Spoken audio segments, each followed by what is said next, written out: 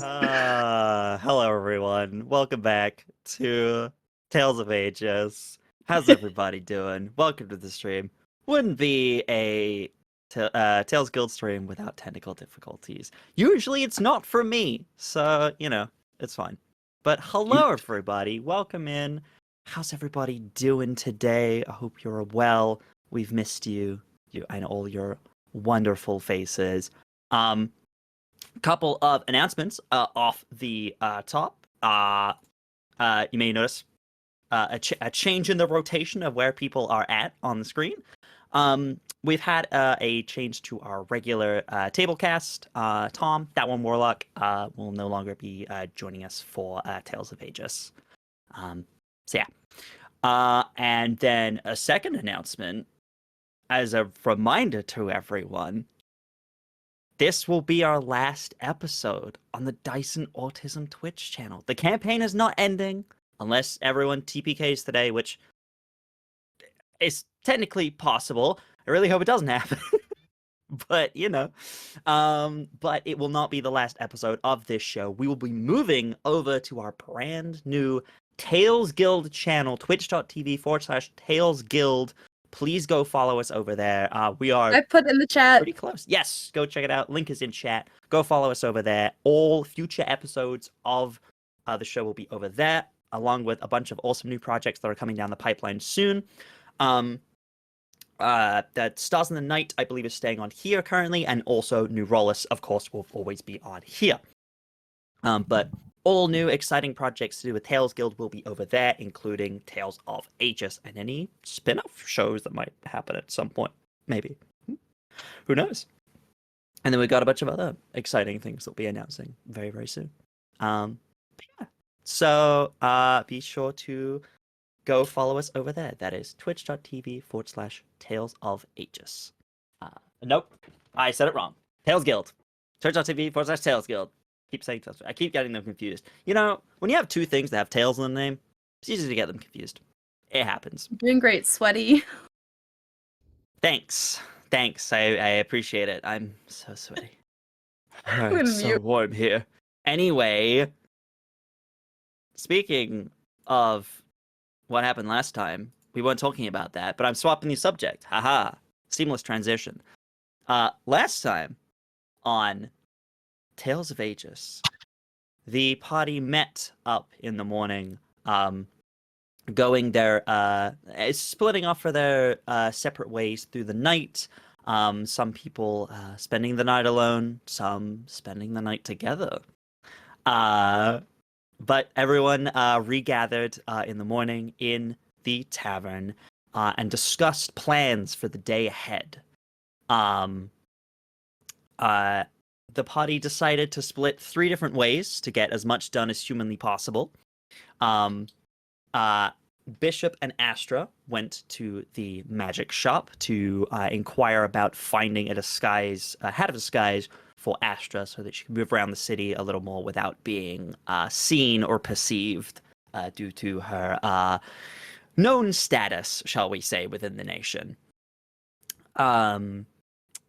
Whilst they were there, they were able to acquire said hat of disguise, but they also discovered that this was the shop that there was previously a notice for that had been broken into by some rogue magic users. Upon closer inspection to the damage on the inside, there was residue left over from a form of demonic magic. Continuing on from that, Sybil? Who is Sybil? I don't know who that is. Sybil and Veldren followed a set of runes that had been laid out that only Sybil could see, that seemed to match her form of magic. Thinking that it might lead somewhere, it certainly did, as they found a secret hideaway that seemed to be housing several other Weaveborn, notably the only other one that they've encountered so far, that has runes that stay after the magic dissipates, similar to Sybil. What does that mean? They did not know, but yeah, maybe that's something to look into in the future. But leaving the group of them behind, saying that they would try and help them get out of the city. the two left. Sybil losing control of her magic multiple times, which was quite hilarious in the moment. Just, hey guys, look at this cool thing I can do! Flashbang, right? It'll work again. Ow, my brain hurts now. It's great. It's great. We love the magic table that we have for Sybil. It's very fun. And then last but certainly not least, Cordelia and Aridia had a discussion about some scarring. And maybe we've got a little bit of backstory for Aridia as to where those scars might have come from. The two of them also went to the sort of shadier part of the city to look into a fighting ring that Cordelia knew about, as she knew the person who ran it quite well, known as the Broker. Upon arriving, though, they found that the Broker was not there, but that did not stop the fighting ring from being in full swing. Her second in command, Tolkien, a kind of gray-skinned halfling individual, taking over and seeming to be... What are you pointing at? What's going on? No, sorry. Sorry, chat, I'm doing a lovely recap, but don't worry. No, sorry, come on. Yes, sorry. Speak for the whole class. Go on. What's going on, guys? Oh, I'm not the one who should be speaking. Mm-hmm. Go on. What's happening? Please, for everyone. Morgan knows what they did. Made an inappropriate gesture, had me clutching all of my pearl. My singular pearl. Look, it's been a rough week, okay? There's not many pearls. I answered my DMs one time and I missed this. You can go back don't and worry, watch it's it fine later, because it's we'll see it in the fine. clip. Thank you, Alyssa. Yeah, thank you, Lisa. It's gonna be great, amazing. But yeah, you all, the two of you made your way to the fighting ring and found that Tolkien seemed to have taken over, making some hints that the Broker might have gone missing, quote unquote. But there seems to be some shady business going on behind that. But still, the ring is open, so they decided to make some money fighting against a known fighter in the ring, Guts, a very strong, buff hobgoblin man who comes in for fights when they want to almost rig a fight so that they can, win. This isn't exactly following, fair rules here. But from what Tolkien told the two of them, he has been fighting for pretty much a week on end with no stop and has been in every fight. And so far has not gone down and has not really had to take a rest either, which is a little concerning. But not wanting to back down, the two of you decided to pay the fee of 100 gold to enter the ring and try to take down this foe. So yeah. There are some details with that I forgot to mention that I will get to soon, but I believe that is where we ended things. So we set back in as Veldren and Sybil, you guys make your way away from the alleyway and start making your way back towards the main square, where I believe you planned you were going to meet with the others later in the day. Astra, you and Bishop make your way there as well. And yeah, you guys are able to find each other unless there are any other discussions you want to have or things you want to do before the two groups meet back up.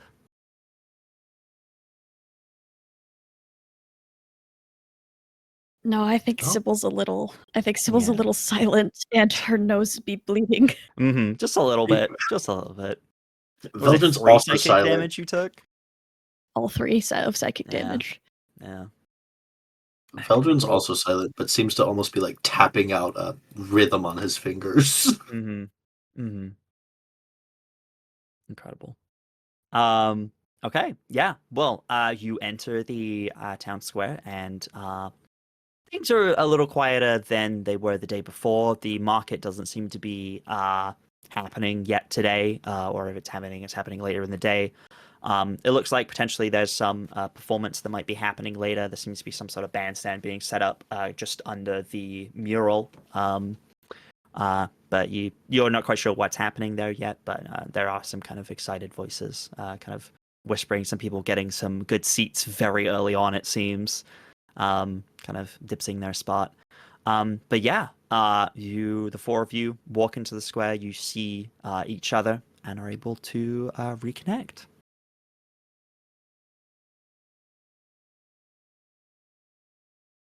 Is Astra currently disguised? No. No. Okay.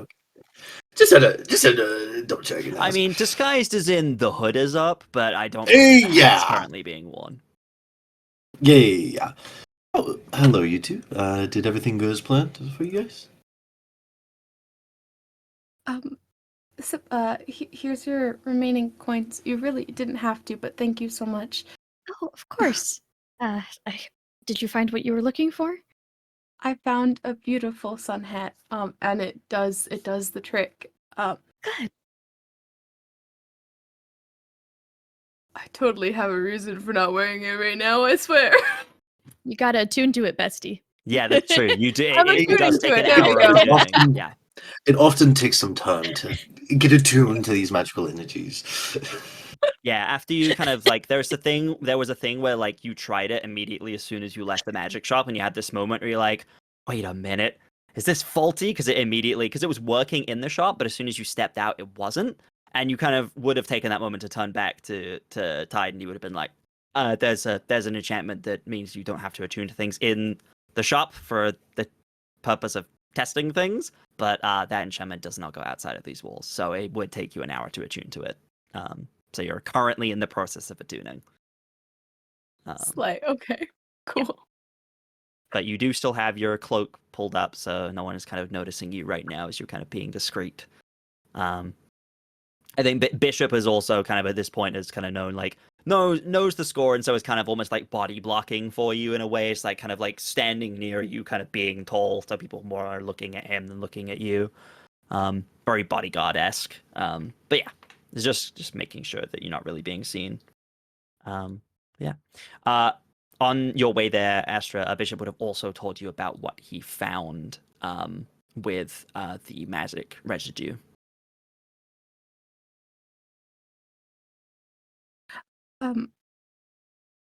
There's the shop that we went to has a broken window.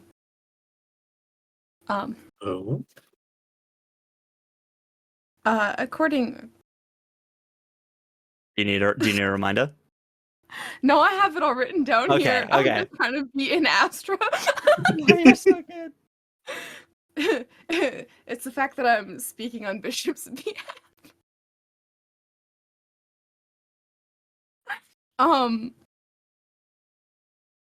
There's magic residue that is demonic in nature.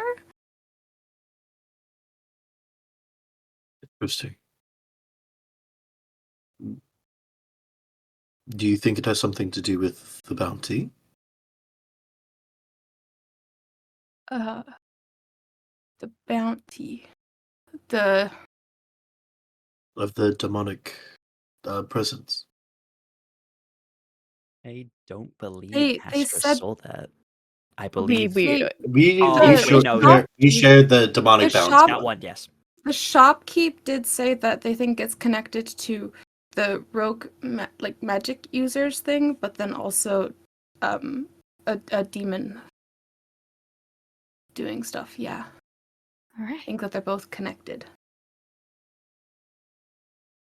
Interesting. All right. Well, it's a lead. Nonetheless, we could probably, as soon as the others get back from wherever they were going off to, we can go off to investigate. If they've hit one shop, there's a possibility that they've hit others.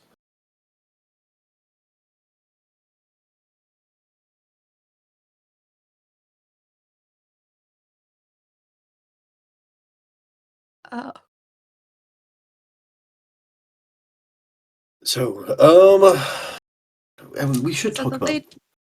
Yes.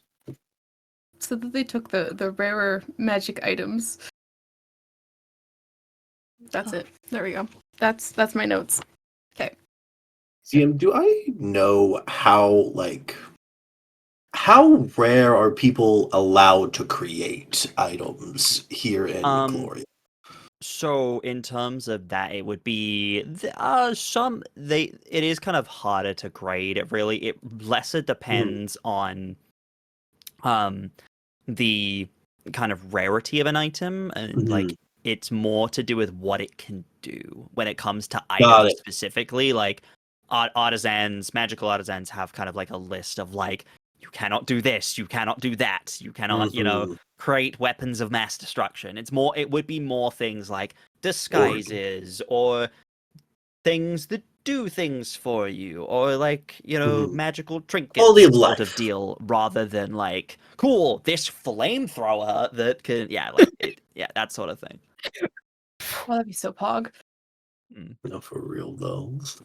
I want a flamethrower. Yeah, you're not gonna find what's the necklace, the necklace of fireball, where it's like got a bunch of beads on it, stuff like that would be like, no, you cannot make that. It's so dangerous. What do you mean I can't have a scroll of meteor swarm at this small town magic shop? Boring choice. Why can't I have a scroll of summon to rat? No, We're free. Give me the wish spell. absolutely not. I wish you would. It's a possibility that maybe they made their pacts to take these items for the demon for some reason. Maybe it's looking for something specific. Or maybe it absorbs magic. Could also absorb magic. Do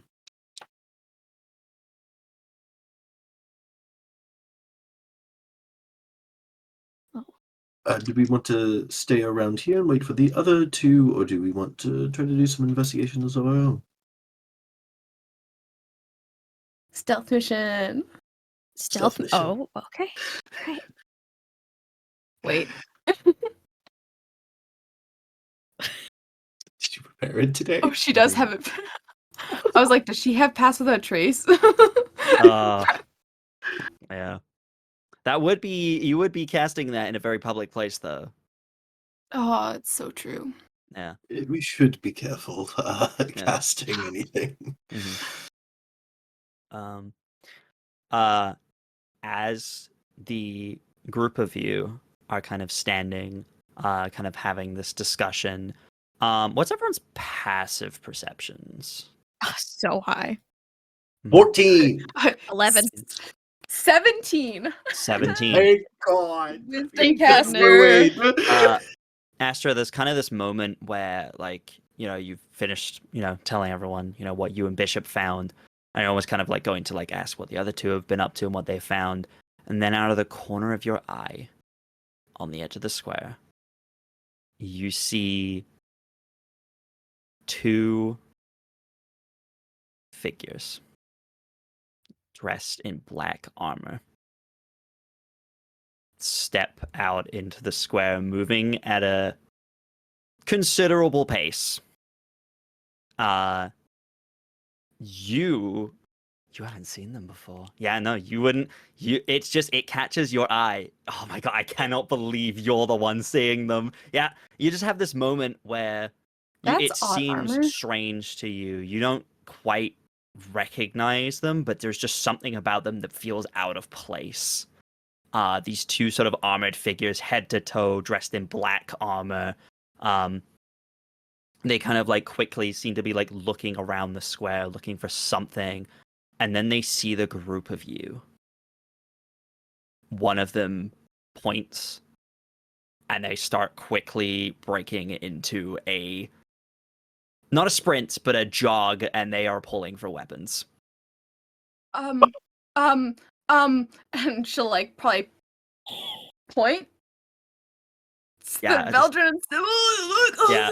At this point, Veldren, Sybil, you guys turn and you see similar figures that you have seen before. You see the Mystical Eight. Two members of them making their way directly towards you. You're a liar. You're a filthy liar. Yeah. Sybil, it's you like, kind of have this moment where you kind of like glance down and the bracelet on your wrist, you see the gem that's embedded in it is almost like glowing from when you had your surge, your 2 surges that you had earlier, and you put 2 and 2 together. Okay. But now Oh, they've no. seen you, they see you, they point, and they just start shouting. They're like, "You there! Stop where you are!" Several people all like turn, look confused. They make way as these figures kind of start moving towards the group of you. we're in the middle of the square, yeah? We need to Yeah. run. We need to run. Yeah, it's We like- need to run. Let's go, let's go. They mean us no good things. Sybil doesn't say What? anything. Her face is just. I basically I'm like, Astra, we have to run. Trust me. Okay. And Sure. Veldren will start trying to push them towards like the alleyways. Bishop kind of like looks between them, looks at you, and goes, "Who are these people?" Bishop, we have to go. This is not something we can fight. Kind of takes a second to consider. "You go. I'll load them off." A horrendous idea. Bishop, they will kill you. I've died before. I can take And you'll die permanently again. just kind of like looks between the two, looks again between them. They are getting very close to the group of you now. You have to stop moving. He kind of just looks and goes, "You gotta keep them safe, Veldren. I'll hold them off. They're gonna keep chasing." Great thing to put on me. Bishop. Okay. Kind of just turns Oh. to you, Astra, and will just kind of just like cup your chin. It's like, "You have to go with them. I'll be right behind you. Stay safe." We have to go. And, like, Bishop. I'm like edging She's away horrified. from. Mm-hmm.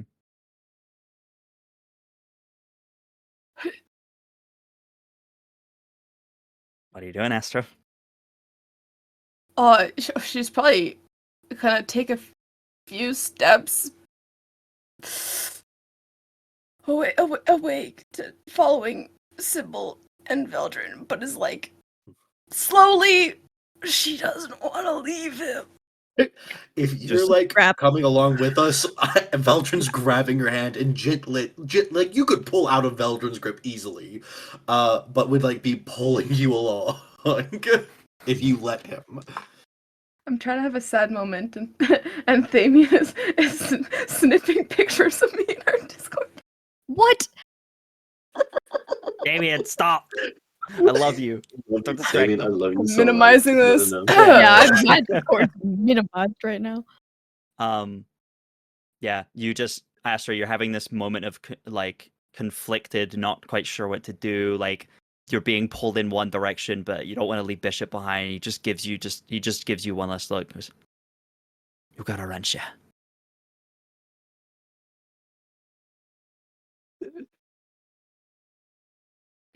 She'll not. Wait, she's going. I will push us toward the alleyways to try to like get lost into them. Yeah, you you start running. I do have to ask, does anyone look back? Yeah. Yeah. Yeah. Yes. All 3 of you. Yeah, I would.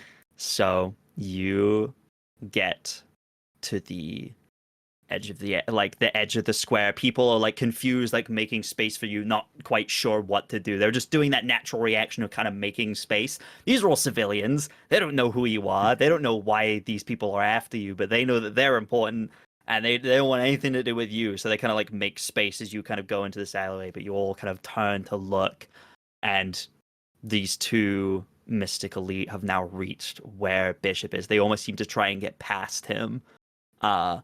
But he pulls his blade free, holds it aloft, grabs the mask on his face, rips it down as he activates his form of dread. There are people all around immediately start panicking. moving away. You've seen Bishop fight like this before. You know that he wouldn't do this unless he really had to. The claws come out, blade ready, and he takes strike at one of the Mystic Elite. One of them kind of catches it on the blade. This kind of like hooked blade kind of catches it. The other one brings the blade around, catching him in his leg, kind of bringing him to a knee unexpectedly. Bishop kind of like pushes the first one off, swings at the second one, does actually land a hit on them, kind of knocking them away, but then the other one just brings the blade down into his shoulder, and you see the form of dread start to disappear as Bishop crumples. It's fast. Astra will let out a blood-curdling scream. I'm just grabbing Astra's arm Yeah. and pulling her away. You have to go. You just see Yeah, I mean, you crumples guys kind of have to pull Yeah. Astra at this point. Sybil's just muttering kind of to Astra and to Bishop, just, I'm so sorry. I'm so sorry. I'm so sorry. We have to go. You have to hide.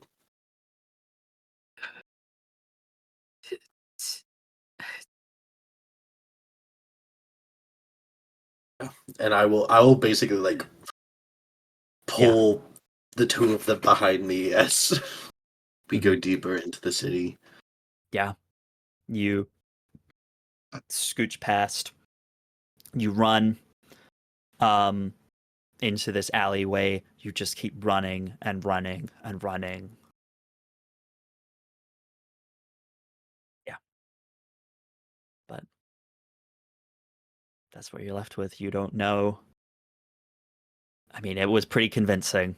It was fast. It was efficient.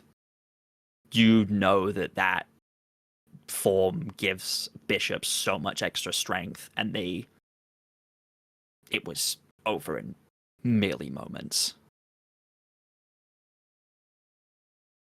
Kind of realizing the Mystic Elite's true strength. And yeah. Cordelia and Aridia on the other side of the city, moving from that scene over to the other side of the city. Cordelia turns to Aridia and goes,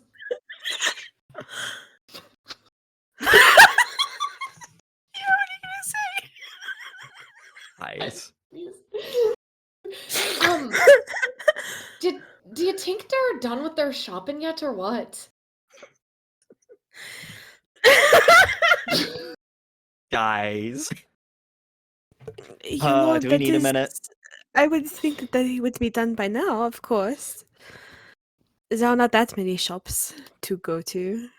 Yeah, I mean, it's just running errands. How hard can it be? I swear to God, you two. Anyway, you guys need a second? Are you good? I am locked in. Christ. Anyway. Keep going, we're so good. Yep. Keep going, we're here. Okay, so the two of you kind of step down the stairs from the broker's office. And you kind of see like the crowds all kind of just like look to the group of you, kind of start cheering. You hear there's a mixture of different individuals. You hear a small group of people just start chanting, "Fresh meat, fresh meat, fresh meat," as you guys are fed into the grinder. Yeah, he's Tolkien about to be. Tolkien kind of steps, kind of as you're kind of making your way out. Cordelia will just give you a smile and goes, "I know the cost has gone up just a wee bit, but it means the prize is better. It's 10-1. So if you somehow beat him, that's 1,000 gold. You like gold, don't you? Best of luck." I'm gonna grab her by the arm, and I'm gonna lean in really close and go, "You like deals, don't you?"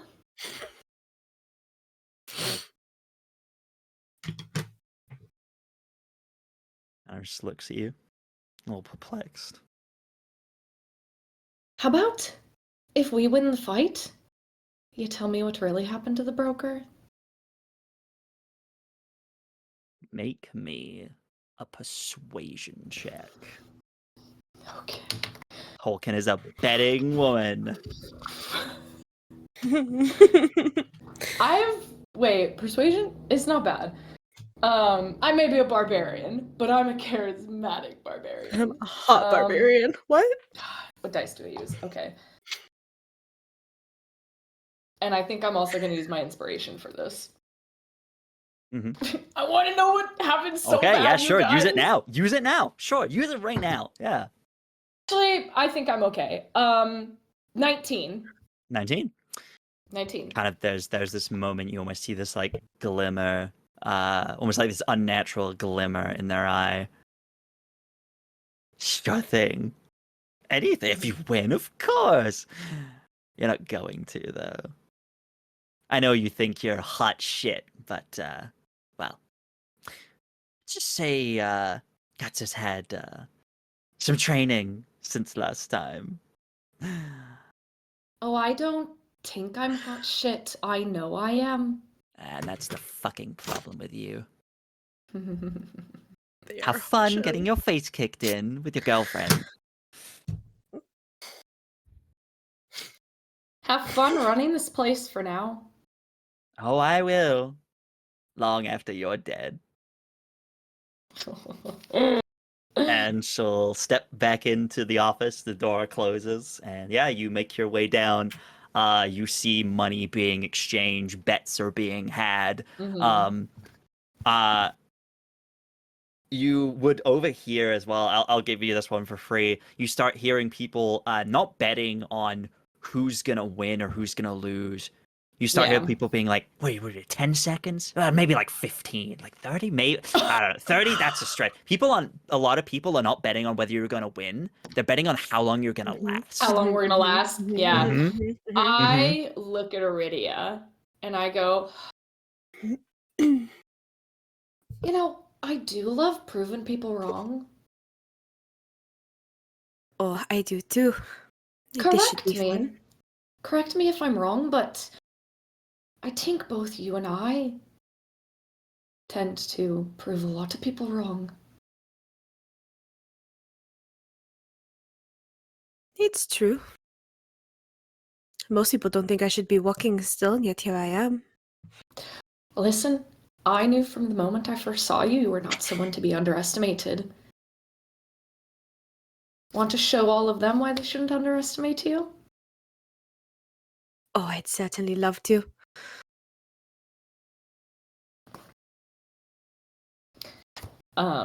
And I will just lean into Aridia and go, something's up with Guts. I don't think this is just him having really good training. I think it's something else, so keep an eye out.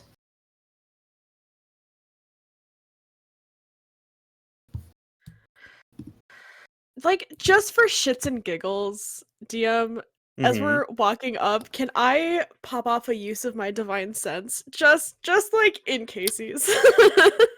Sure. Remind me what I that love does. that. I can detect good and evil. Until the end of my next turn, I can sense anything affected by the hollow spell or know the location of any celestial, fiend, or undead within 60 feet that's not behind total cover. Ooh, okay. Okay.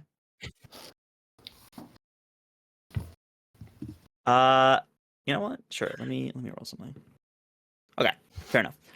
So you don't pick up on any specific I'm assuming fiends is the one you're looking for. I know I you mean, get everything, but yes. fiends is the main one you're looking for. You don't get any specific individuals that are fiendish in nature. However, what's the radius actually? 60 feet, so I would make sure 60 Guts is within feet. that. Does it go through solid objects? As long as they're not behind total cover. Okay, cool. With that, you kind of set that off. There's almost like a little bit of a flash. It's almost like a flashy thing. To everyone else, that's kind of like, ooh, and so like clapping, like as you like this very clear divine sense goes off. They think you're just giving yourself some kind of buff, which is allowed. They don't know any better. But with that, you look to Guts kind of in the ring. He's kind of like doing stretches, like pumping up the crowd, like pumping his fists together. And you look and you see, it was kind of hard to see before through his mop of like black hair that's kind of like down over his face and all around. But you see a fiendish like energy as you see kind of more clearly now, as they almost seem to like glow with this divine sense. You see two small pointed little horns on the top of his head, as he seems to be, he's not a fiend fully, but he is, there's something Something's going there. on there. Perhaps maybe he is part fiend. He is definitely affected by something. It's all connected! On top of that, I've connected the dots! I've connected the dots! on top of that, they are not behind full cover. You look up to the glass window and you see a similar fiendish energy, a fiendish aura coming from Tolkien, who is watching you with a big smile through the window. Okay. Like watching like me specifically or the two of us? Because Just watching the two of you, just watching everything. Okay, thank you. Yeah. They're not, you don't like make eye contact. They're just like looking towards the two of you and kind of being like, oh, I'm looking for, probably more actually looking at Cordelia, because they don't particularly care about you. They more care about seeing Cordelia getting their face kicked in. Yep. And you were just a bonus to them. Not the first I've heard that, not the last. Nope. I'll yeah. like, we keep walking and I'll stop and kind of turn towards Cordelia and I'll like step closer and almost like adjust like just their top a little bit as if like just checking to make sure they're ready to go in. And under my breath, I just will pass along. I don't know how to say guts in a French accent. Guts.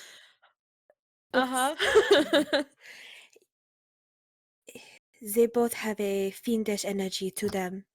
Guts and Token, you said their name was? Just so you are aware. They are not full fiend, but there is something certainly tainting their energies. She like clenches her jaw and goes, I knew something was rotten.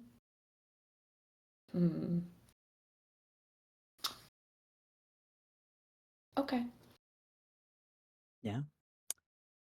Do the two of you step into, this is like, it's almost like a wrestling ring, but then there's like a cage around it with like a door. Do you step into, the two of you step inside?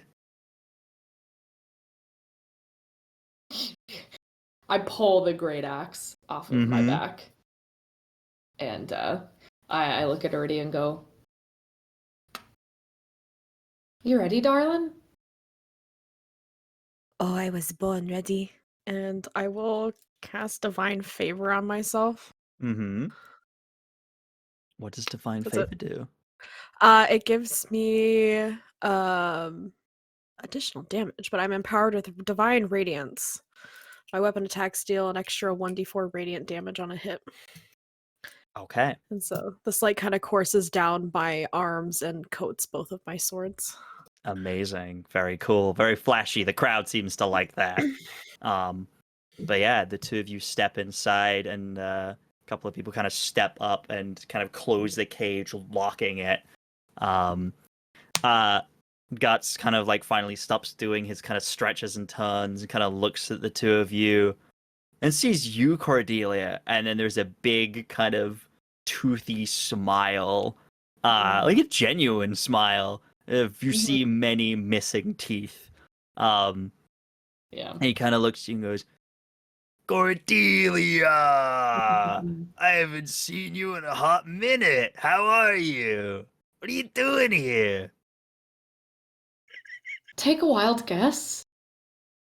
Well, I mean, you're in here with me, so I'm assuming you're in a fight. Gotta warn you though, I've been on quite the win streak. I keep hearing. Yeah, it's pretty good for old guts right now. Keeps doing stretches, kind of like flexing for the crowd who are just like loving it. Yeah. Seems like something's different ever since Tolkien took over. Yeah, there's been a few changes since the broker disappeared. It's the whole thing. Yeah. Been real different. Yeah. Yeah, seems like it. Changes in you too, huh? Yeah. I've been doing my stretches, doing my doing my lifts. Been hitting the gym. But mostly, I don't know. It feels different since that guy came here. What was his name again? I don't remember. Guy? Yeah. That was this tall fella with the pointy horns came in. One of them maybe he's one of them tiefling fellas. I don't know. He came in and he had a bit of a chat with the old broker, and then I don't know. He left. He came and talked to me and asked me if I wanted to be stronger, and I was like, hell yeah. And he I don't know. He just said, well, you will be. I'll make sure of it. And then I don't know. He just left.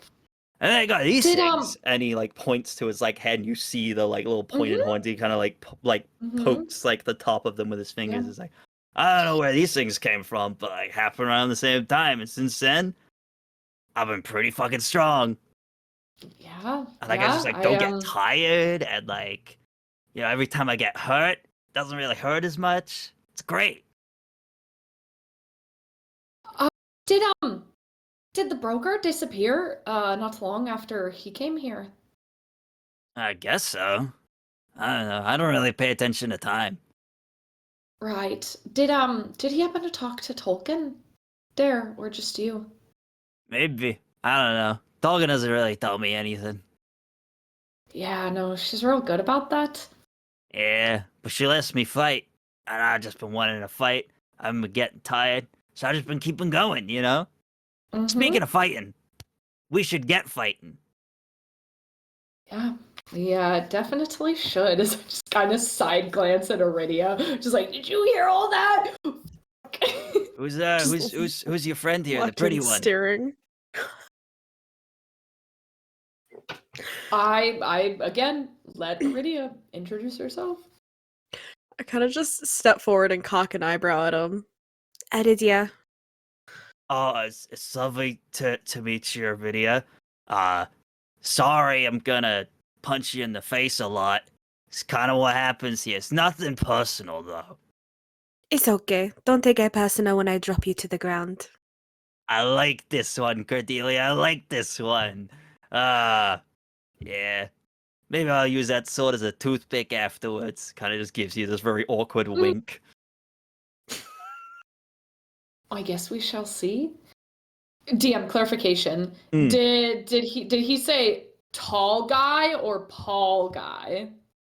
Paul Like, guy. was his name Paul? Was his name Paul? No. No. Tall. Okay, thank Large you. in stature. I also heard Paul, and I was like, that's Listen, the man. D&D name for a Okay. villain. Listen, man, It's Paul. I didn't go to school, so I don't know words good. That's so fair. He's like big, but like lengthways. You know what I mean? What's that called again? No. Yes. Tall. I don't. That's the one. Yeah, it's called being tall. Yeah, that's the one. I'm tall. I'm pretty tall. Yeah. Yeah. Hmm. We should start fighting anyways. Yeah. You ready to fight? Oh, I'm ready. He starts like kind of like limbering up. He's like ready. There is no referee in I here. was gonna... No, of course But not. Why would there be? but you That'd do make see things someone fair. someone kind of like is waiting, and they take like a hammer and they just hit a bell, and yeah, the fight Okay. begins. I need you both to roll initiative. Let's go. Yeah, with advantage. Okay. Okay. Mhm. Okay. All right, Aridia. 21. 21, very good. Cordelia. 14. 14. Okay. That's surprisingly pretty good for you guys, I would say, actually. Okay. Awesome. Surprisingly, hey. No, This I is mean my on shit. how the initiatives have worked out, it's actually pretty good. So with that then, with 21, already you hear the bell go, and you are up first. I'm terrified. Mm-hmm. All right. Well, we already have that up, so I'm just gonna take 2 swings. Is there a way to adjust that he is between Cordelia and I? Yes, I'm fishing for advantage. Sorry, If what are you not, that's trying to fine. what are you trying to do, sorry? I'm trying to flank, get him between Cordelia and I. You could try to do so. I mean, currently it's that kind of wrestling thing where like you're each in a corner, so he's kind of like got his Got back to it. the corner Okay. currently. You could hold your action for when he moves to then move around him. I would allow No. you to do that. No, I'm just gonna Okay. whip both swords around and then move in, and I'm gonna take 2 swings. Okay, go for it. Make those attack rolls. Alright. Oof. 17 to hit. 17 does hit, yes. I am surprised. Okay. I have all my dice out, I swear. I know what I'm doing. 11 points of damage. 3 of that is radiant. Okay. No, 11. 5 and points of 5 damage. is 10. 13 points of damage. 3 of that 13. is radiant. Okay, good to know. I Thank you can very do much. basic math. Cool. Second swing. 16. 16, that does also hit.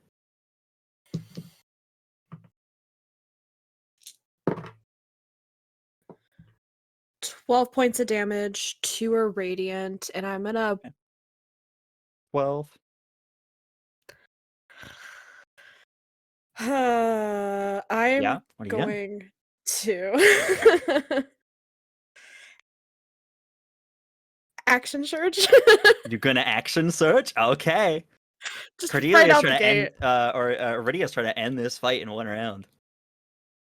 And I'm gonna take a third swing. Okay.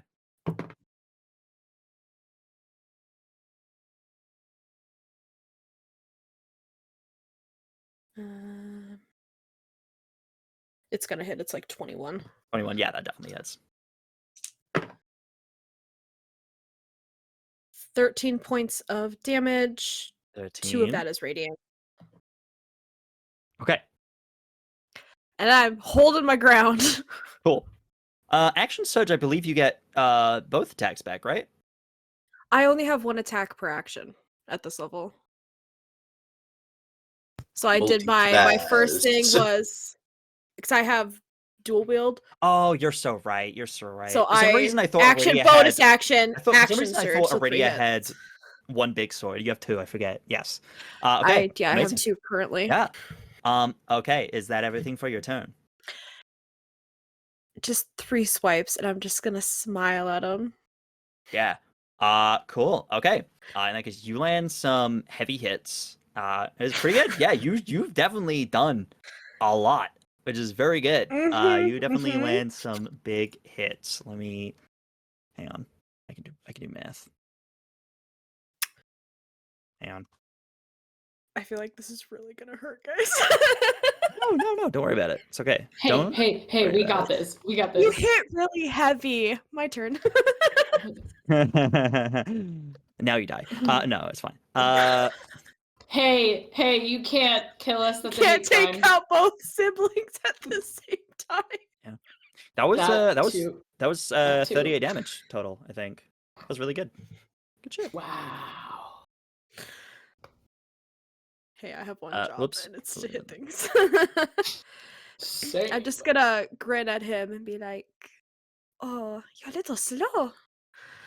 Yeah, it definitely catches him off guard a little bit. He wasn't expecting that.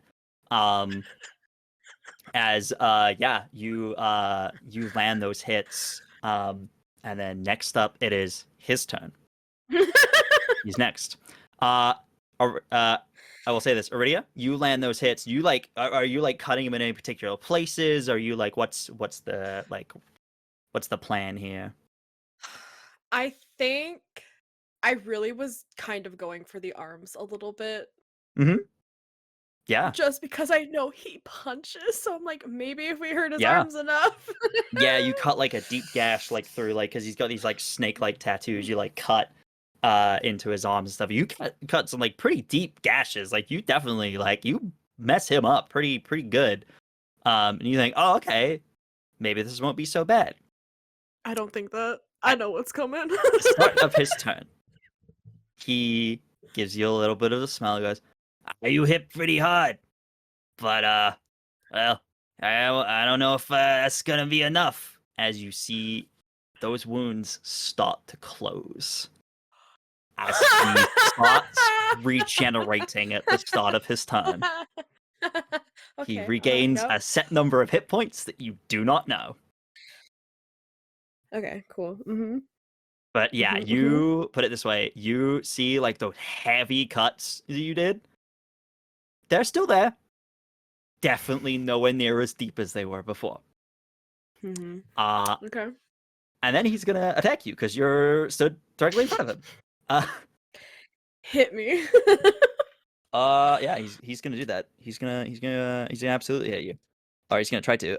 That's 23. Yeah. 23 hits. Okay, cool. Uh-huh. Make me a dexterity saving throw, please. Okay.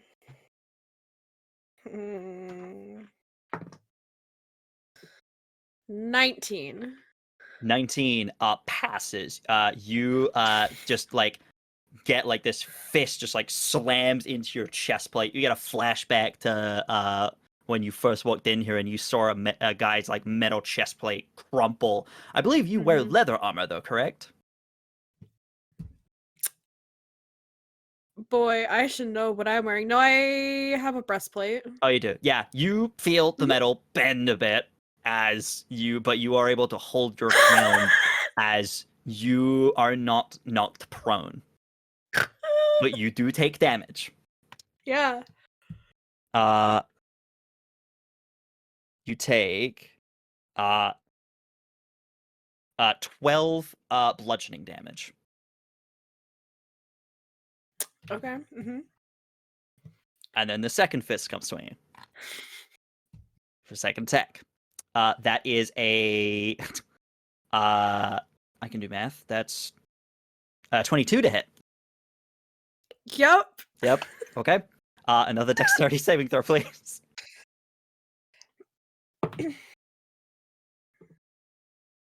17. 17. Again, your other foot kind of steps back, keeping you in places you were not knocked prone, but you take 2 heavy hits. Okay. Well, that's all right. You take an additional 16 bludgeoning damage. Okay. He just smiles at you. It's just like I said, gotta hit a bit harder than that. I'm on a win streak. I gotta keep that up. But he's just smiling away. There's no malice. He's just having a great time. But yeah, that is the end of his turn. Cordelia, it is your turn at the bottom of the initiative. As you see this happen. Yep, yeah. I'll just look at him and go, well, it's a good thing. I only know how to hit hard. And I would like to rage. Yes. Hell yeah. Absolutely. And as I rage, Mm-hmm. a 10-foot aura effect happens. Mm-hmm. And I can't do anything with it now, but just like like a storm cloud kind of appears within 10 feet, and you sort of Mhm. see like lightning crackling from it. You can hear like thunder booming, and I will use my great axe, and I will take 2 hits on him. Hell yeah. Okay, yeah, Axe. you're moving up, kind of like boxing him in the corner. Yep. Yeah, absolutely. You can absolutely take those hits. Go for it. Make those Yeah. attacks. Sorry, I promise the AC isn't 23 this time. Sorry, Cordelia. The first one's a 14. That does miss, unfortunately. Okay, yeah, I thought so. It's okay. The second one. Well, the second one's 21 to hit. That does hit.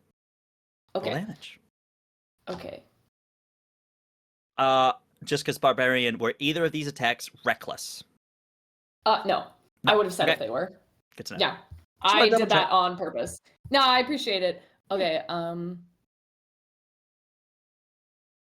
okay, yeah. So it's a D12 plus 4 because raging. That's 14 points of slashing damage. Okay, absolutely. Yeah, you absolutely you land that hit. Is very good hit. The first one kind of like blocked by his arm, and kind of like brings it up, kind of like expecting you. Kind of like Sure. blocks it, but then you're able to just like bring it around and just slash across him as you land that second hit. Anything else? I know that's my action, bonus action, and movement. So All right. that's it for me. Alrighty. Next up, then we go back to the top with Aridia. Yup. Damn. Yeah. Yep.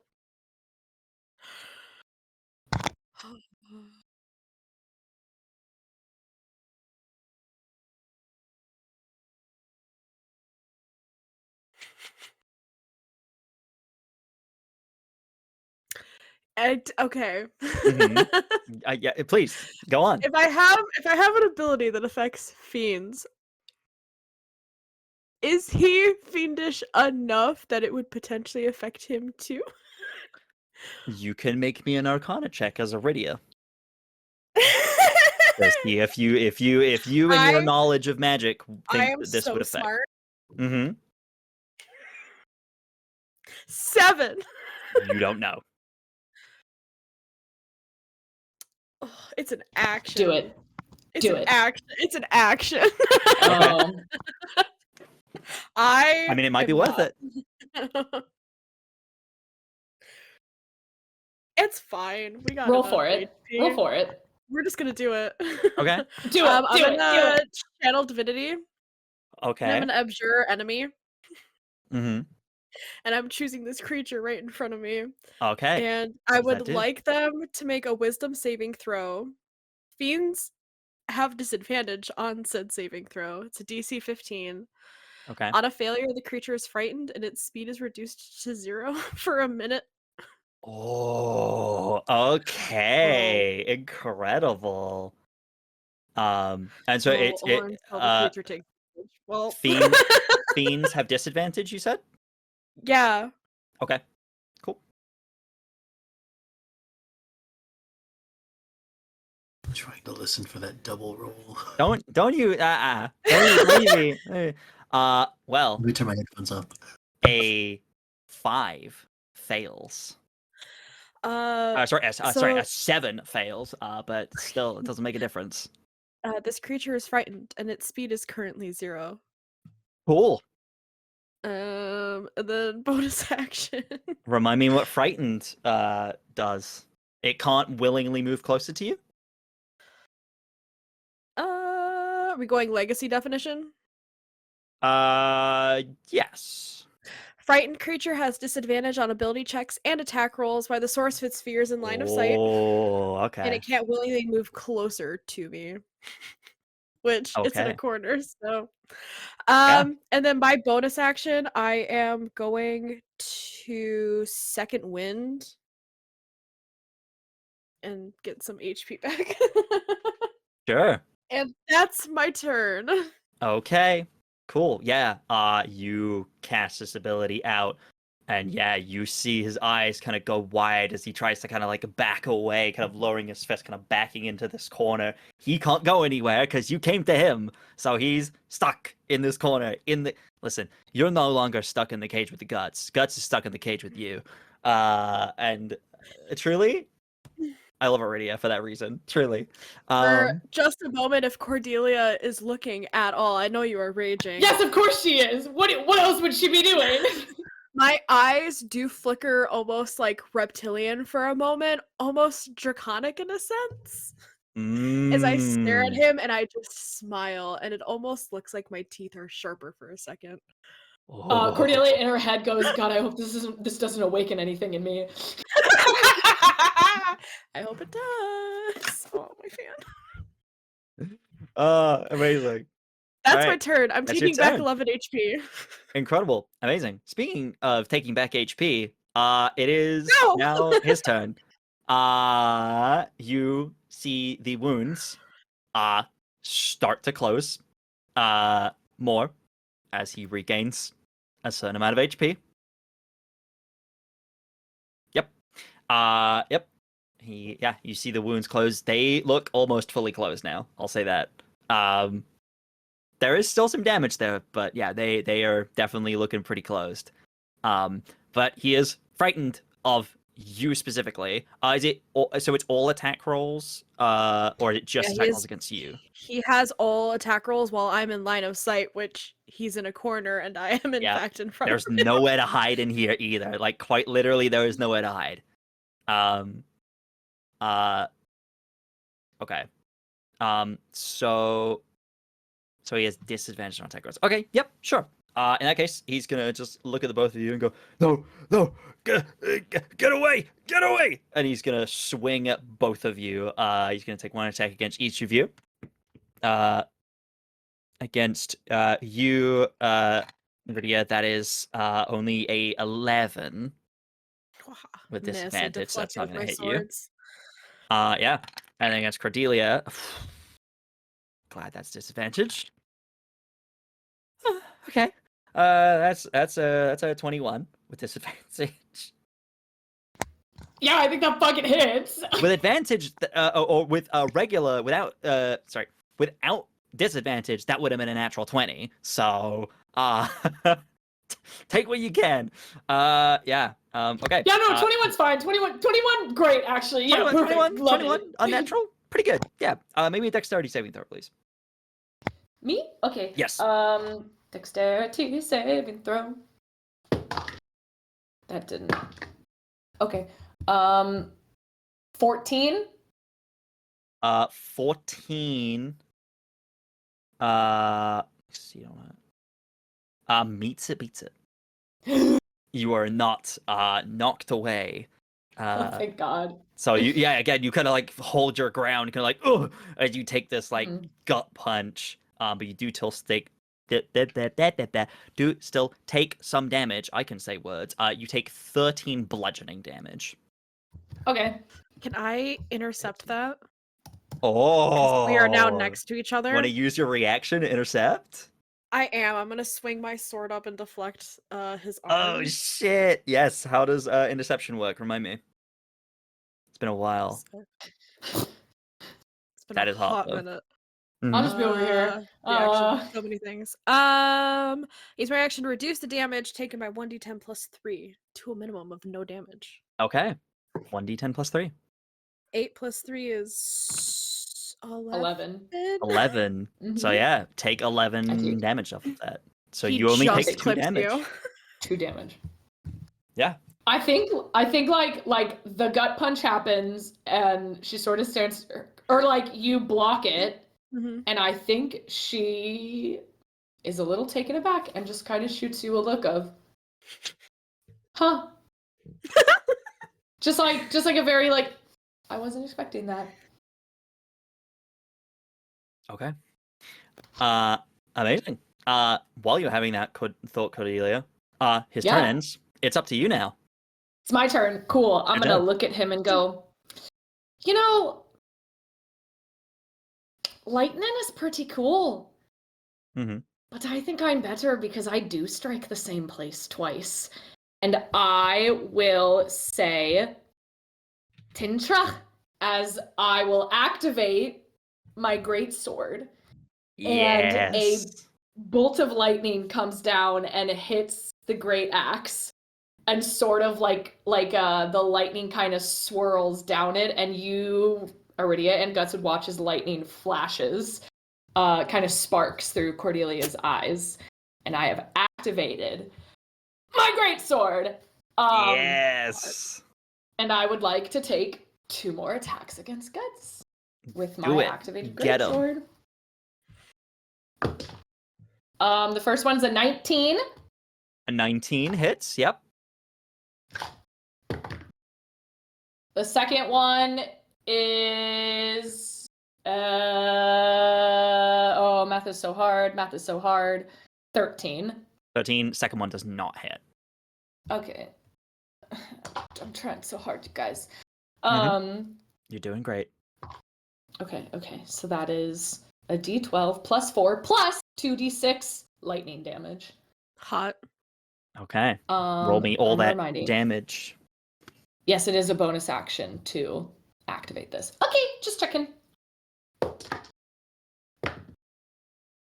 Oh, fuck me. That's 5 points of slashing damage as I rolled a 1 on my damage die. 5 slashing. 9 points of lightning. That's 9. Okay. Yep. Mm-hmm. Incredible. Yeah, you definitely land some good a good hit there. Definitely getting some good damage in. Very good, Cordelia. And then your sword, very flashy. The crowd is absolutely loving it. As you guys are locked in this duel. Okay, so question for the saving throw. I have to not be able to see you. Fuck. That's It's rough. gone now because he took damage. Oh, okay. But basically, I wanted it to buy us a round. That's great, though. That's so good. That's incredible. I'll be so real. That's so fair. That's great. Amazing. Okay. Aridia, it is your turn back at the top of the round as we head into round 3. You start to see, I will say, actually, as we hit the top of the round, you do see this would technically, on D&D terms, this would have been, how many 18 seconds of time. You see quite a few people in the crowd start ripping up their slips and start handing people money. As people seem to have lost their bets already. But there are some people eagerly watching who are like, 2 seconds left. But a lot of people were not betting on you guys to survive this long. But it is your turn. What would you like to do? Yeah, a little bit angrier now that he took another swing at Cordelia. I am going to bonus action Wrathful Smite. So I'm gonna charge my weapon with this almost like deep bluish magic that is very much a contrast to my normal greenish pink. And at my action, I'm just gonna take a swing. Do it. Get him. Do it, nerd. It's a natural 19 plus a lot. That hits, 27. absolutely. Yeah. You know what? Weirdly, 27 doesn't hit. Yeah, it's crazy. Doesn't? Wild. Okay. I would cry. Listen, I've already seen y'all's reaction to a 22 not hitting. 27 would be crazy. At this level? Not yet. Oh my god. 10 points of slashing damage, 10 points of and slashing damage. then 5 points of psychic damage as my magic Ooh. jumps from my sword. And just for above table, both of my swords are magical, so it is magical damage I am dealing. Yep. Okay. Incredible. The psychic jumps from my sword into his wound, and I would like another wisdom saving throw, please. Fucking get him again. God damn. Oh, that is higher. That is a 15. I believe my DC is 16. Is it? Oh, is he just missed it? No, it's 15. Damn it. 15. Meets it then, Very yeah. excited. Damn. Okay. Well, Kind of see it set in, and he's just like, that was a dirty trick. I'm not gonna fall for that one again. Do you want Yeah. to make a bet on that? that's my turn. I don't do the betting, I do the fighting. Speaking of, and then it's his turn. Start of his turn.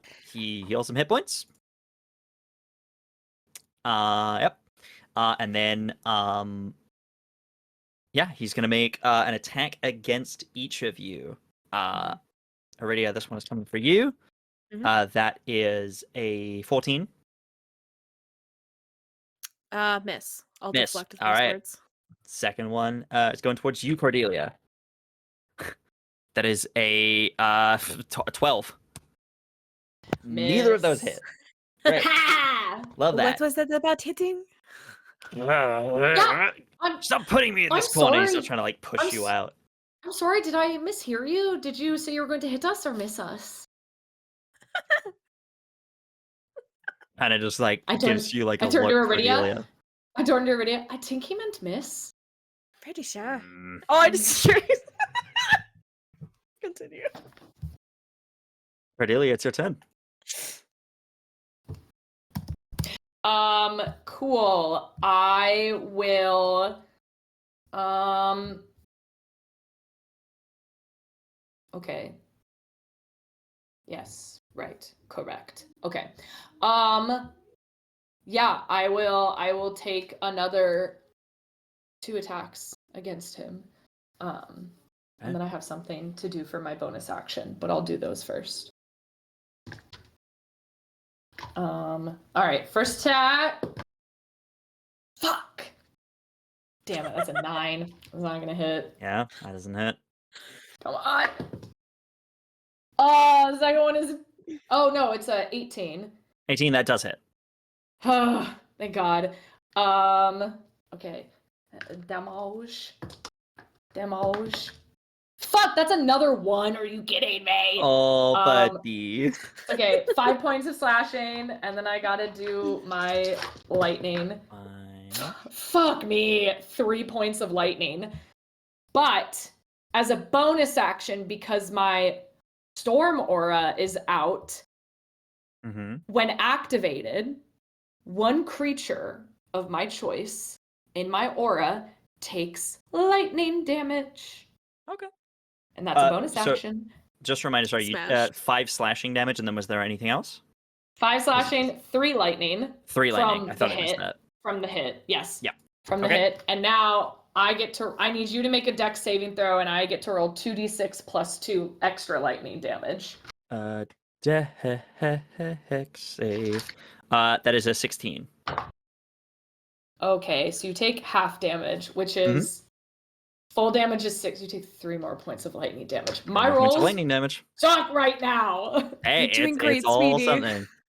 Yeah, and Cordelia, I think, is a little like really, it's harder than that. And will just sort of glance up at Tolkien. Interesting. Okay. Cool. That's so interesting. That timing's yeah. Okay. Cool. All right. Okay. So. So that's the end of your turn then, yeah. Okay.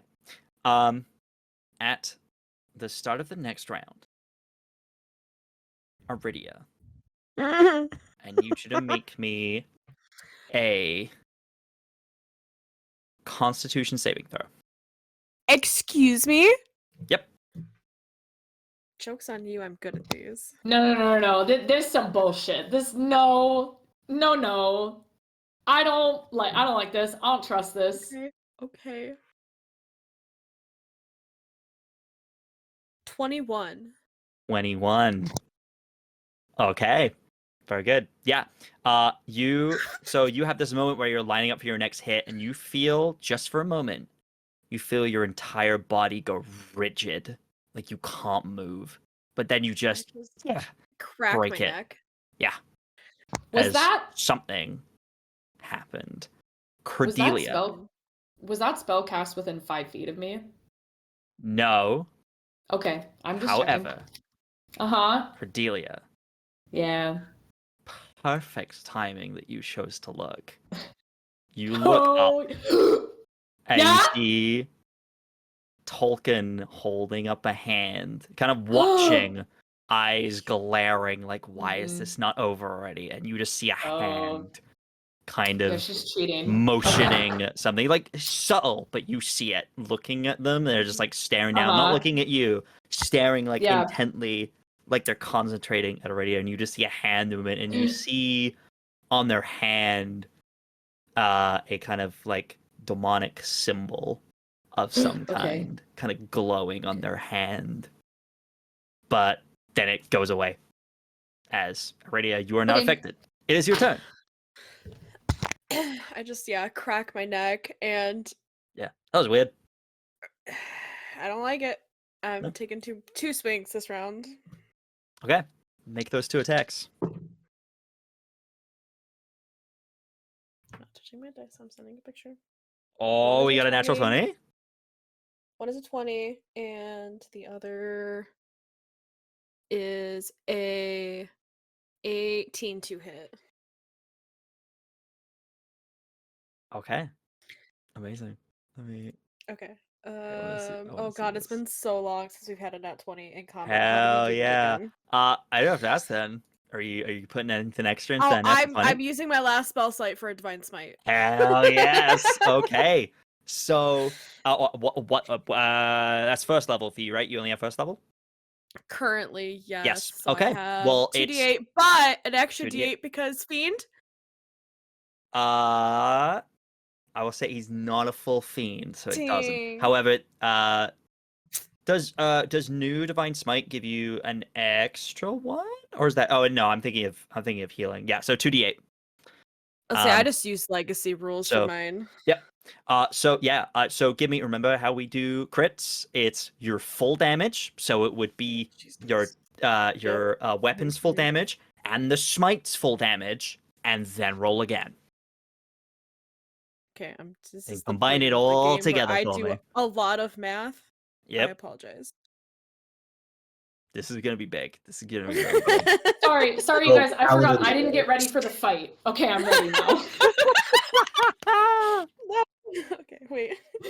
I'm ready. I'm ready to fight guts now, you guys. Come at me. All right. Incredible. Do you need radiant separate? No. Because Okay, he's that makes not my a full life so much fiend. easier. Semantics.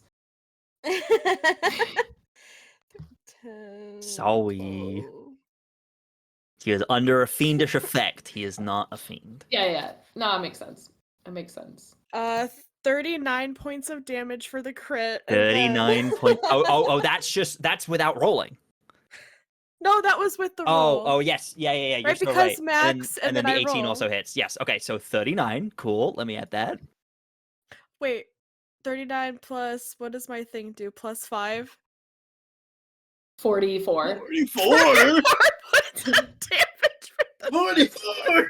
At level 5. So 44 total? 44 total for the first, the nat 20. For the first one. And then plus 5 points of damage for the second hit. Okay, so sorry, I got a math real quick. So it was the first one was how much? Sorry, 44, because I forgot to add my modifier for the hit. and then plus how much? 5. 49 altogether. Okay. You, Aridia, you just have this moment where you're just like, you just like feel like something tried to mess with me there, and I don't like it.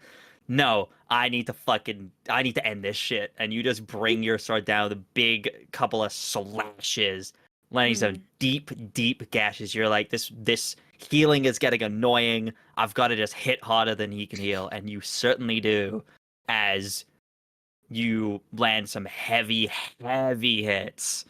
And he's kind of in the corner, kind of like on his last legs, kind of just like clutching, just like as you do some heavy damage. He is definitely over bloodied as you land some serious fucking hits. Good job. We're just Oh. died. Oh, I liked you. Oh no! You smited your camera. No! Girl boss too close to the sun. The smite Girl was boss too too close to powerful. the sun. Continue. Incredible. I'm here. All right. But that is the end of your turn, yeah? That is all that I have. It's that flare of a deeper blue magic that is not necessarily what you would think would come from Aridia. Yeah. Definitely would have been the first time you've seen this, Cordelia. Yep. Yeah, cool. Next up, it is Guts' turn. He does start regenerating. However, now that he is bloodied, his regeneration is halved. Yes! So you see those wounds start to close, but they close slower. So there is like a literally like he's basically like almost ready to pass out, but he kind of like seems to wake up a little bit more as you like see the wounds slowly start closing, but they are still pretty fucking bad. He is still definitely well over bloodied. He's looking pretty messed up. Yeah. So Cordelia. No, never mind. It says turn still. Never mind. He still gets to go. He's gonna Yeah, it's still his turn. stand up. He's just gonna look, and he's just gonna land a hit to both of you. I think he's just gonna swing wildly. He's gonna try and get. Actually, what he's gonna do is he's gonna move. He's gonna like roll out of the corner because he's like stuck in this corner. He's like, fuck being stuck in this corner. He's gonna roll between the two of you and then comes up behind the two of you. Neither of you get attacks of opportunity because he's still in your range. He's just moved between the two of you.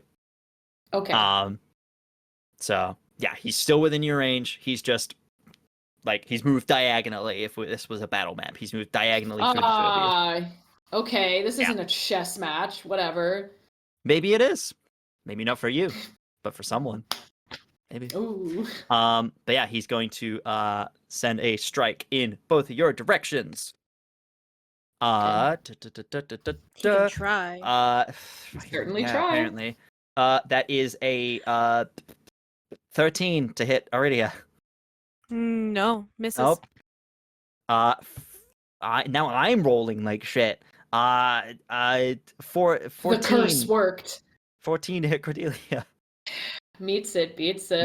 Beats it. Okay, dexterity saving. I'm a barbarian. I don't have a high AC.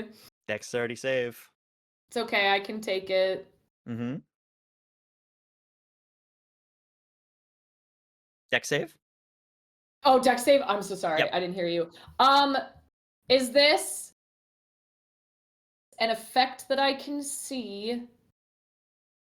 I mean, you're getting punched, so like it's not an effect per se.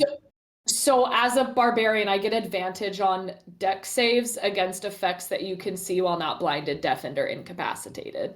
Is why I'm asking. Effects. Does that count for like physical things? Okay, fair enough. Yeah, sure. Yeah, absolutely. Okay, get advantage then. I'm also Alright. going to negate the damage if I can. Ooh, good one. That's a 19. 19. Yeah, that saves. And then you want to try and negate the damage. Yeah, I'm intercepting. Okay. Hey, I'm raging. I'll take half damage. It's okay. It's a free reaction. Oh, sure. Yeah. I'm just This letting is you what know. I'm built for. Is protecting. No, Mhm. that's so in fine. real life. I am raging, so I do take that Aridia wants to damage. protect Um, you. Negate 10 points of that damage. You as Cordelia, you kind of go to like weather the hit. Yeah. But I'm Aridia's used to getting blade hit. just goes completely in front of it, completely blocking it as you take no damage. As it doesn't even make physical contact with you. As you don't even you pass the dex save, so yeah, it just doesn't hit you at all. I look at Guts and I go, all right, my turn. Yeah, it is your turn. Go for it. And as I sort of pass by Aridia to get closer to Guts, I'm just gonna go, keep that fire in ya. Tolkien's cheating.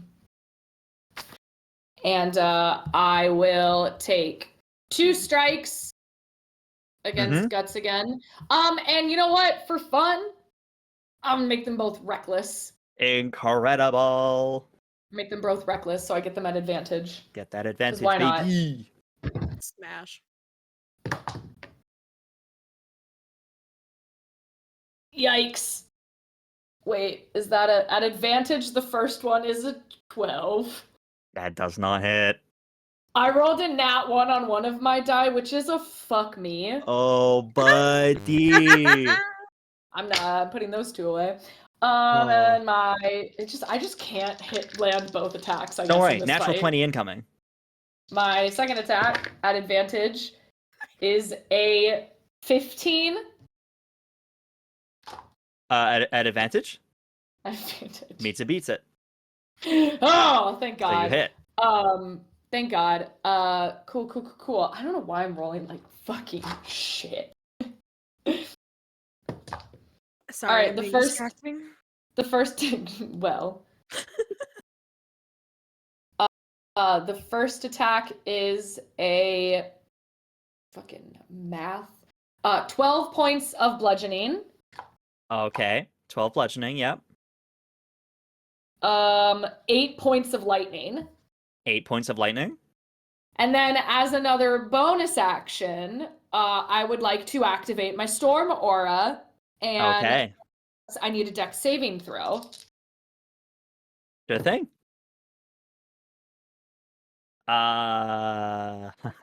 11. You get full damage, baby, as a bolt of lightning shoots out of the storm aura. That's 12 points of lightning damage. Cordelia, Yeah? how you want to do this? Okay. So like, yeah. So she goes like, all right, my turn. That was Zelvi. What the fuck just happened? Oh, hello. wait. Zelvi Robin, enters the arena. Yeah. As she went, all right, my turn. And as she sort of like passes by Aridia, like the first hit misses, and you're thinking, oh, the crowd is watching. They're going, oh man, it missed. But it was actually a redirect as she swung down. And while he was preoccupied with that, she swings back up with her axe and cuts him like right across the face. And like a spark of light, a spark of lightning kind of like shoots out into the wound. And then she sort of like still has the great axe in her hand and looks at him and kind of still holds it, but kind of puts it down and goes, oh, I don't need a weapon in my hand to finish you. As a bolt of lightning from the storm aura shoots out, and it's just a electric shock. You know how like when somebody gets hit by a bolt of lightning in a cartoon and you see their skeleton? Yeah. Like, that's kind of what happens as this bolt of lightning hits him right in the chest, and the shock expands out throughout his entire body, and you see a little bit of smoke kind of come off, kind of waft Hell off. yeah. I think for like dramatic effect on top of that, there's like the sparks of lightning come off, hit the metal cage around, and the whole thing just sparks all around. The whole crowd just yeah. Sorry, yeah? Go ahead. The whole crowd No, just go ahead. like is stunned. Yeah. and I look at Aridia and I go. I am going to expend my movement and then using my Eladrin ability, I am going to face step Mm-hmm. up to Tolkien. Up to Tolkien. Yeah. Yeah, you can see that. You can see inside the room, so you can And just when I teleport in do, there. when I appear in a flurry of hot air and flower petals, there's also flames and embers mixed in, and I need a save from them. To not get Oh, burned. okay. Can I get a uh, immediately after use? Each creature of your choice you can see within 5 feet of you takes fire damage equal to your proficiency. Okay. It does not have a saving. If it's not a roll, it's not a roll. They just take damage. So what's your proficiency bonus right Take now? 3 fire damage as I appear, swords That's- out. Yeah. The fire damage kind of hits, kind of like burning away at this like suit that they're wearing. They're just like, and just like collapses on the floor, trying to pat themselves out, desperately like crawling away from you. You do that. I will say you guys are out of initiative now.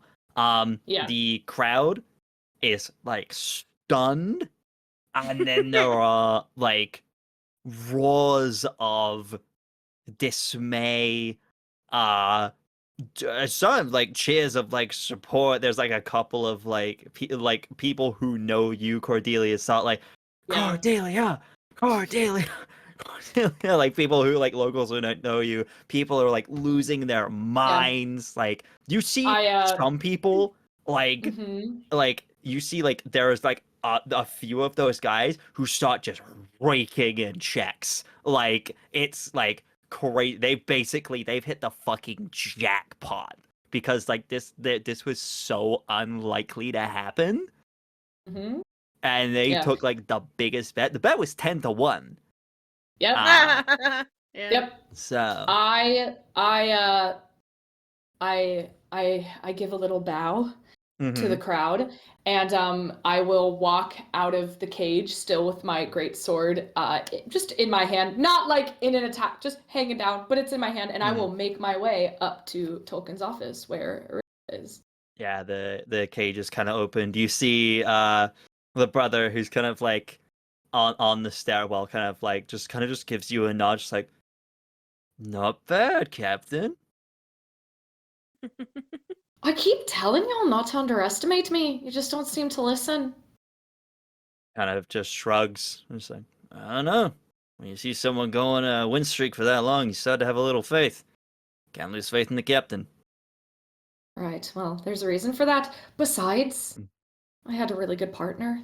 As I sort of walk past him up into the office. Where'd she go? Kind of like looking around, like confused, just like, where did she go? Because you can't see in the office. Yeah. Great question. Don't know, but I need to go talk to your boss now. Yeah, go collect your winnings. They're gonna be pissed. I'm counting on it. Mm. And I will make my way up, and I will open the door and immediately close it and just stand by the door with my great axe in my hand, just sort of blocking it. So as you kind of like enter, Aridia, you kind of like appear, and like this burning happens. They start just like desperately crawling away from you. It's like, no, please, no, I'm just. I take one of my swords and just through like the tail part of their suit jacket. To put them in place. They just like immediately like pull it off themselves and just start like doing that thing where they're like crawling on all fours, and then they just stop looking down at Cordelia's boot. They just look up. It's like, Hi, Tolkien. Fancy seeing you here. Something you wish to confess to the class? Congratulations, Cordelia. You and that's your prize 1,000 gold. You almost cleared me out. Good job. Let me just go and grab that for you real quick. Not swinging, but you know how like when Thor puts Mjolnir on something, I just take my great axe and I just rest it on her chest. Please don't kill me. Please. Oh, don't worry, I'm not going to kill you. You're not worth all that trouble. What do you want? What do you want from me? Why were you cheating? I saw it. Don't try and deny it. Oh, you think people don't cheat here? People cheat all the time. Cheat? Also, what do you mean? I wasn't cheating. I didn't do anything. I was up here the whole time. Cast spell? You're not as snaky as you like to think.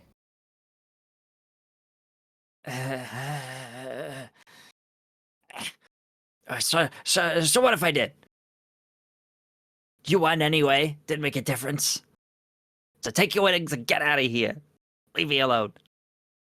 See, we made a deal, you and I. What? And I don't know if you know this, but pirates don't take too kindly on backing out of a deal.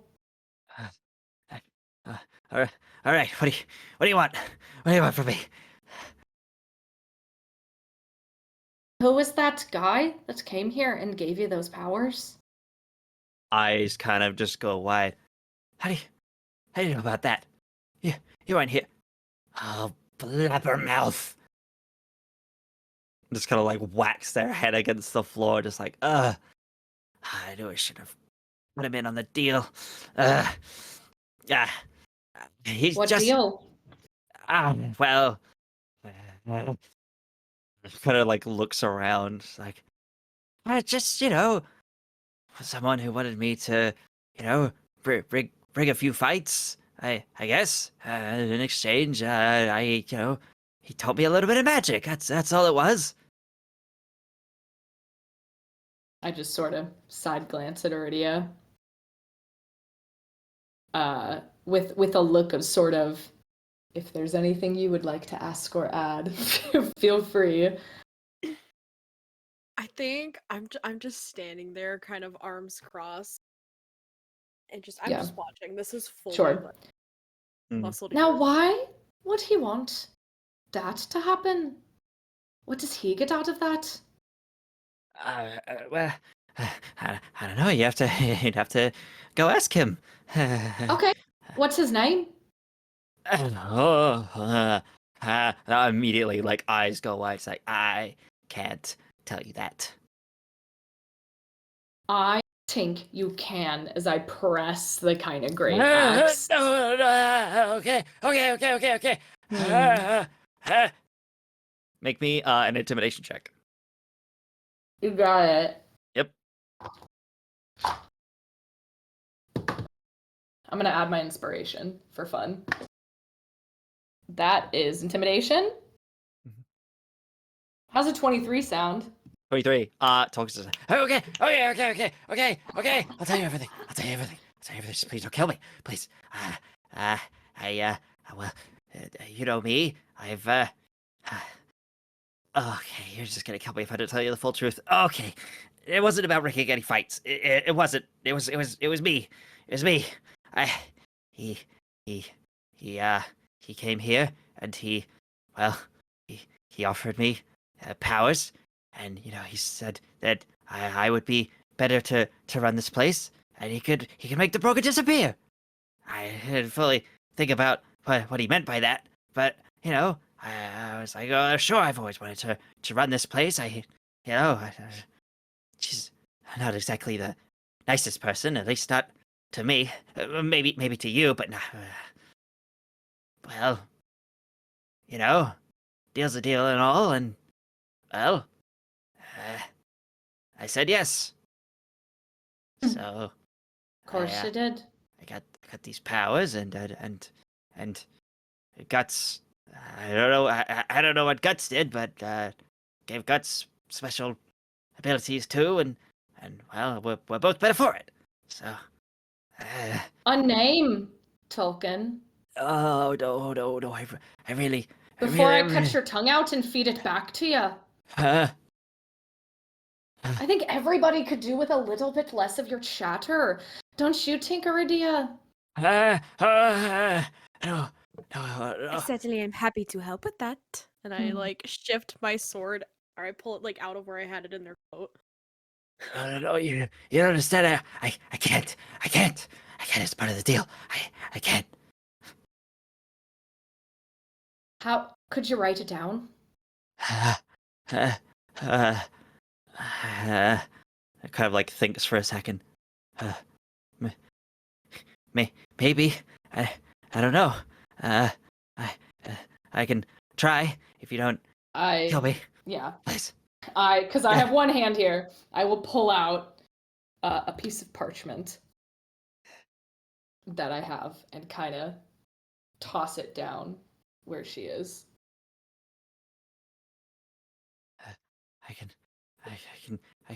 I might not be able to give you a name, but I think I know where you can find him. But I can try to write the name down as well. See if that works.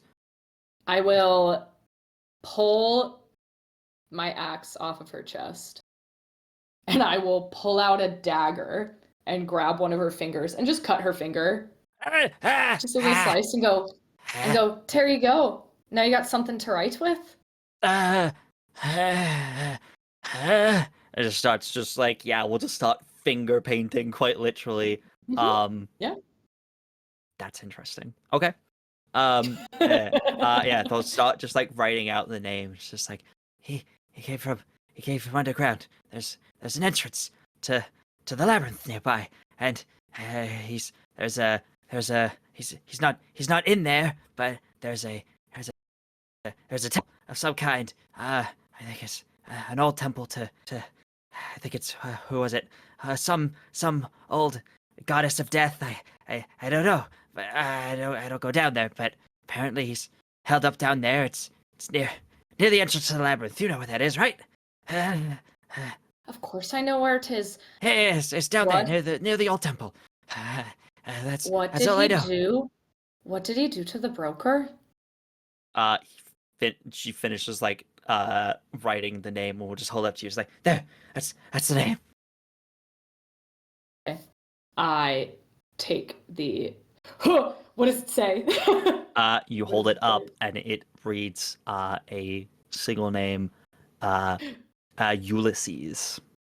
Okay. Ulysses. Yeah. I You took it away. well, you read that name, Yeah. and it's written. Yeah, it's written in their blood. As Uh-huh. soon as you read the words, Okay. starting from the blood itself, the paper bursts into flames. Okay. But you do toss get it. the name. You get the name. Yeah. The paper bursts into flames, It's fine. and Whatever. then you look down, and there's you see Tolkien's eyes go wide, and they go, no, I didn't. And Tolkien just disappears in Well. like a burst of flame. Well, I look at Aridia and I go, don't want to play. Don't want to get burned. Shouldn't play with fire. You are left fair enough. alone in the office. Should be more careful making a deal going forward. Which, okay, there's one twin Mhm. outside who's like the bouncer. And there's the other twin who like keeps guard over Tolkien's office. What's his name? I think I gave you a name last session, but I can't remember. Hey, let me see. Hang on. Let me check my notes. Let me check my They were some sort of notes. matching names, I think. I don't have a name. Oh, does anybody have a name? I don't have a name. The only name I had was Guts and Tolkien's. I, for the life of me, cannot remember the name that I gave them. His It name would is be Paul. His name is Paul. Sure, that's it. His name's Paul. That's Whatever. it now. Sure, yeah, it's Paul. It's Yep. Paul. He conveniently doesn't like musicals.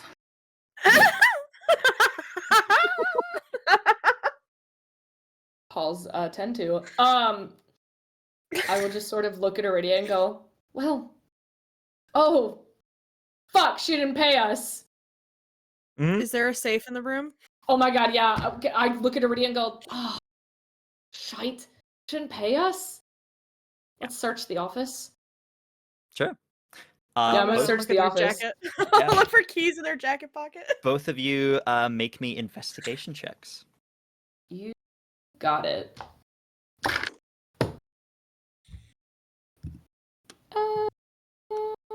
I'll use my other inspiration for that. Well, 13. I'm also gonna burn it. 13? 13. I cannot find it. What am I rolling? Investigation. Oh. 16. 16.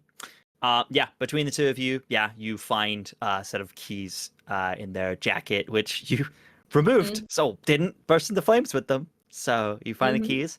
And then, yeah, underneath the desk, you do find a safe, which you open up. It has about 2,000 gold in it. We take all of it. Have You we? gonna take all of it? Okay. Yeah, we're gonna take all of Sure. it. Sure. Perfect. I think like Cordelia sees that, looks at Aridia and goes, I mean, I think we're owed double. What do you think? I mean, I did take it as it would be 1,000 per person, so that seems about right. Right, exactly. Yeah, that's what I thought too. You know, raise the prices to enter. Gotta raise the price of what you're going to win too. Okay. Yeah, we take all of it. All right. Is there Sure. is there, with my 13 investigation check, or if you want me to make another, is there sort of anything else of note in the office? I'll say that there isn't. With your 13, there is not. You don't find anything. Is there anything of the brokers? in the office? There are bits and pieces around. They've kind of been like just put into a corner. Just like bits and pieces. Like there's like maybe perhaps like a scarf they used to wear or something like that. Just like or maybe like a notebook that where they like take just like keep inventory and stuff like that. Yeah. I'll just take the scarf. Can I just take the scarf? Sure. Sort of tuck it away. Okay. Awesome. Okay. And then you're just leaving? I'll look at Aridia. Anything else? No, I do not think so. We should get back to the others. Yes, we should. Mhm. And as we sort of walk down the stairs and pass by Paul, I'll go, Tolkien's gone. Oh? Yeah, and I don't think she'll be coming back. At least not all in one piece. What happened? She just disappeared. She didn't want to pay out the winnings for the match tonight. Also, she was rigging the fights. I mean, yeah, not surprised, really.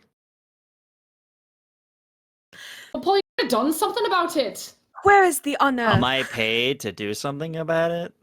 You know what? You're right. That's so fair. And you know what? I'll give him like 5 gold for his troubles. Kind of slowly looks at it. I was like, I was gonna ask where. I don't care anymore. Probably better you don't ask. Well, if you give my brother the same, he won't care either. I like your brother though. I like you more than your brother. Face is unmoving. I will give him 1 more and go split it with him. Fair enough. So it's 3 and 3. Yeah. And I will sort of lead Aridia out. Yeah. And as soon as we're out, I'm gonna push Aridia up against a wall and kiss her. Oh shit! Hey yo. That's Yes. yeah. Amazing. I am happily pinned against this wall. We let that happen. And while we're kissing, I'm gonna lay on hands, Cordelia. That's so gay and I love it. I think you need some lay on lip back. Hey yo. Well, While that's happening, the others have been very patient. Let's go back to you guys. So yeah, you guys have been running through the city for a while, and you finally think you might have lost them, or at least gone a distance that you think you might have lost them. You kind of come to rest, probably nearby, kind of just the docks. What do you guys do? Astra starts hyperventilating. Mhm. I think Veldren is immediately like bending down next to Astra, like almost taking off their coat and wrapping it around her. Like, I know.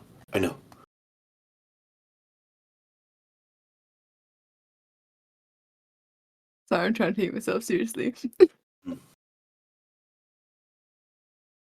He's dead.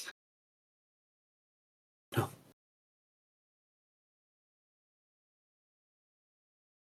Sorry.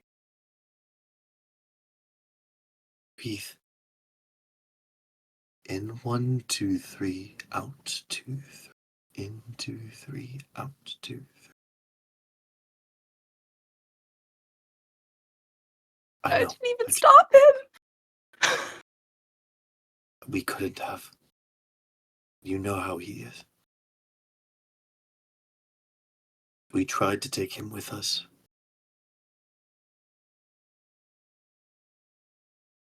Those combatants are of a very powerful quality. None of us would have stood a chance. It doesn't matter if we would have stayed back with him. They would have similarly killed us.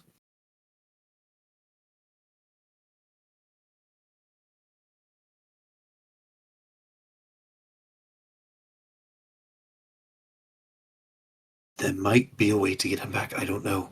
I don't want to give you hope for that because that magic is rare, especially here.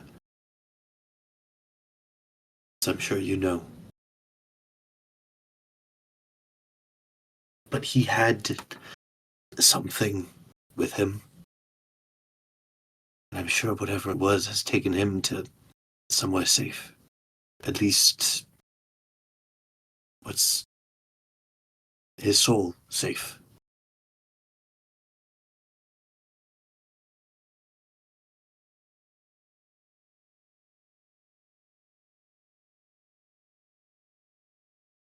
I'm so sorry.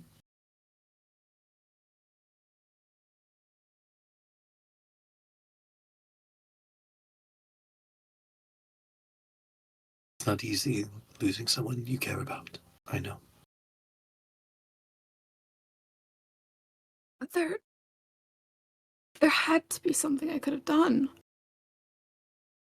Something to stop this. He made his decision.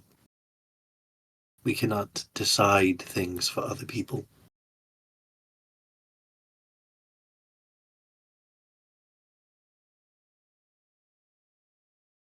You can let your actions dictate how you remember him now.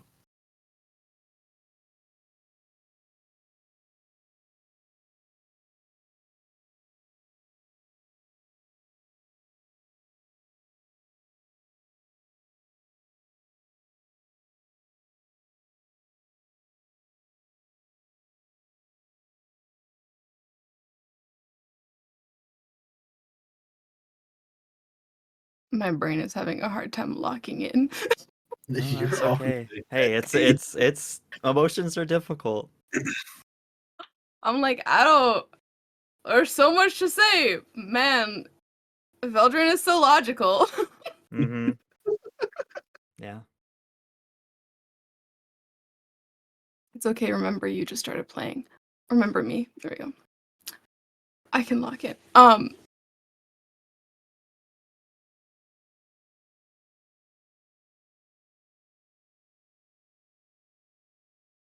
I don't know. I don't know. Your oysters upsetty spaghetti. I don't know. That's okay. Yeah.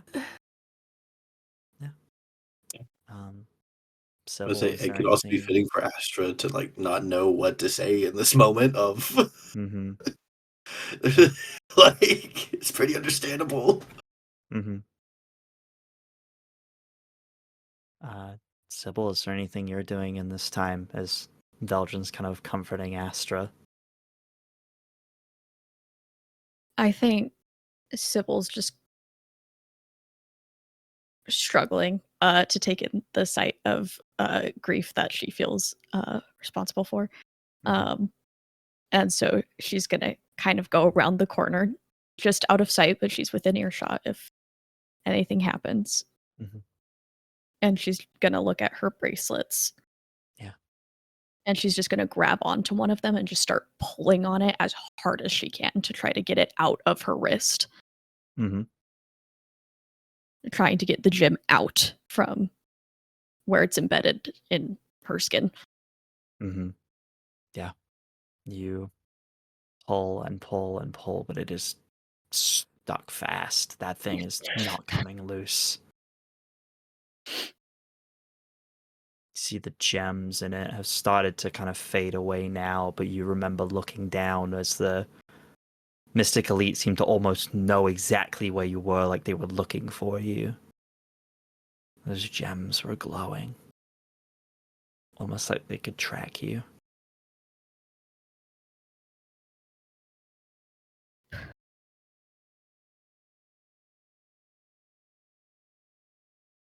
She'll eventually just get up and or give up, and probably just like a trickle of blood starts falling down her hand.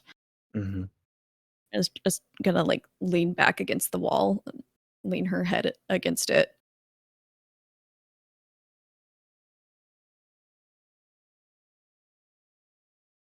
And just think about how they're supposed to deliver the news to Aridia. Yeah. Yeah. You guys wait for some time. If there's any other things you would want to do in this moment, you can certainly do them.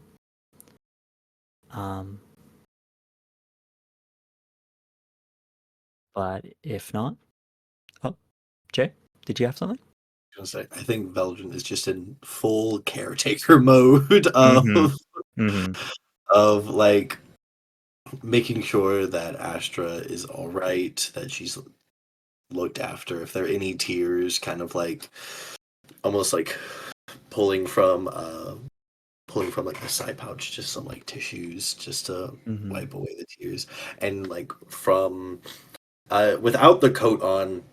He's got on like his like normal like white almost linen shirt, like shorter sleeves where you can fully see like the stick arms basically, Mm-hmm. but like you can see that orange snake kind of wrapped around, and Veldren would almost like extend the hand with the snake out to Astra, like, would you like a comfort snake? For the moment. His name is Rust. Yes. And You're we're probably just like kind of like, sobbing at this point. Mhm. And just like looks up, like tears, like her mascara running, and just like looks up at Russ. Just Veldren would take like one of the long sleeves of his jacket that's wrapped around her and almost like pat like the tears, and would extend the hand out. And I imagine it being a thing of like Astra extends a hand forward and Rust unwraps from his arm up Astra's arm. He's very warm. He would like almost kind of like curl up to like around your neck, nuzzling his face against your cheek. Mm-hmm. We're going to take care of you, okay?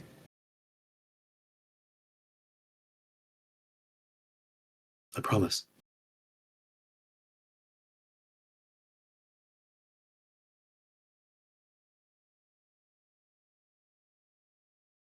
Okay. As he's doing that, I imagine his eyes like glancing over to like the corner he saw Sybil go around. Almost, I can almost imagine like one of Sybil's like feet sticking out as she like sits down. I'm just like making sure that like she's still there. It's like Yeah. that has to be a conversation later.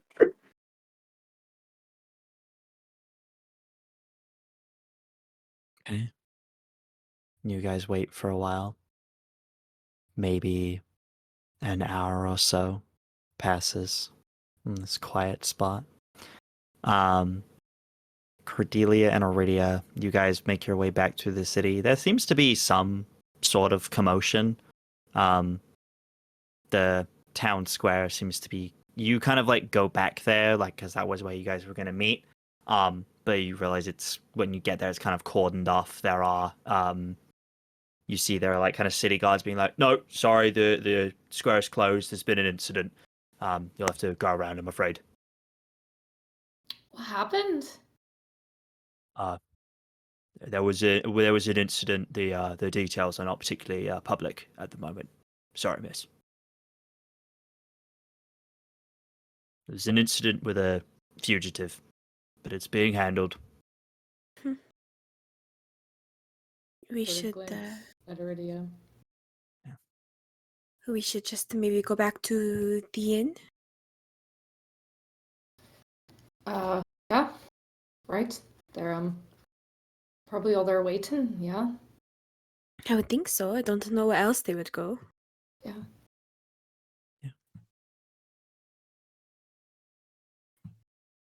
You were amazing in that fight.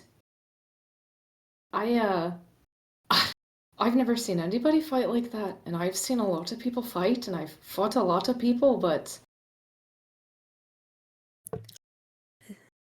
That comes from centuries of fighting. You weren't too bad yourself. I'm very hardly surprised anymore these days, but you keep surprising me. I certainly was not expecting the lightning. That was a special surprise, you could say. Well, after effect of getting struck by it, I guess. It is a pretty useful thing. Can be.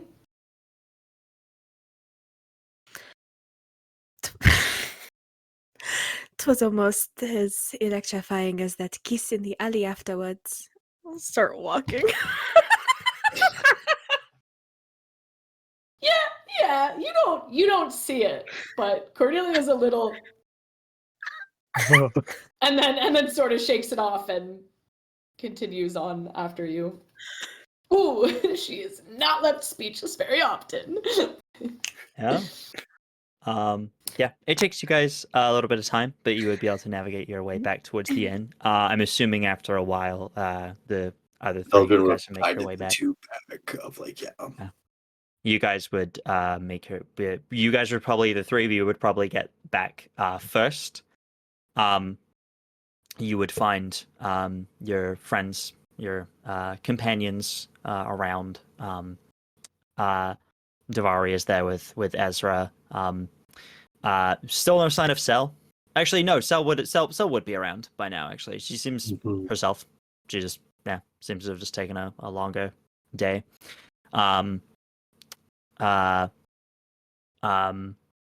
Everyone is kind of just there, kind of just gathered around, just chatting idly. But yeah, you guys make your way in.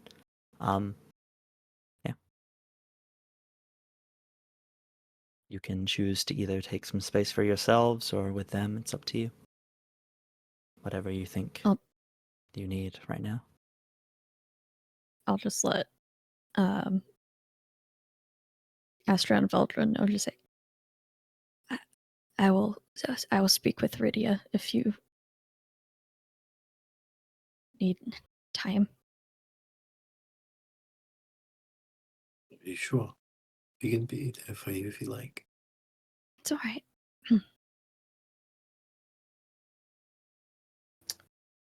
I don't know if she'd want people to see her get the news.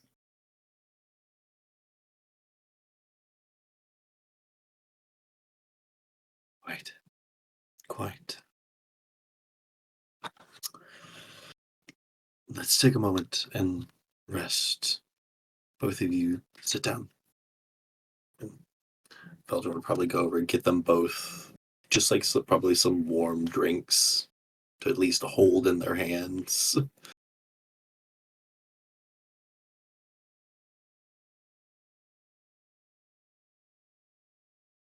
And wait for the others. And would probably like look to Astra like, do you want to be down here? Do you need space? Do you need like Yeah, I think she wants to head up to her room to be alone. Mm-hmm. Yeah. If you need me, Astra, or if you need someone to speak to, I'm here. She'll hand Russ back. Keep him for the night.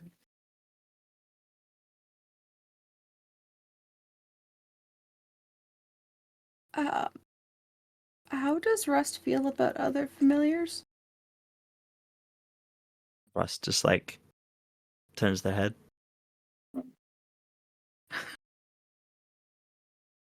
He would enjoy some company as well.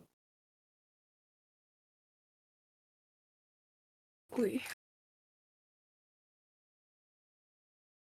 Here with me, buddy. Mm-hmm.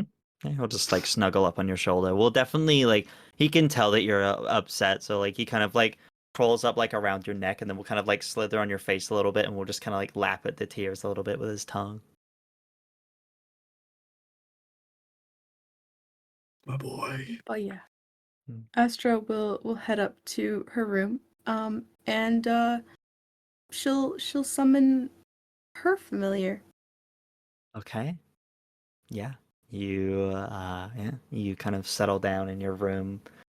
Rust kind of like watches intently, kind of like slithering around, almost like a little like not uneasy, but almost like kind of just like is like watching very intently as you're doing this this ritual.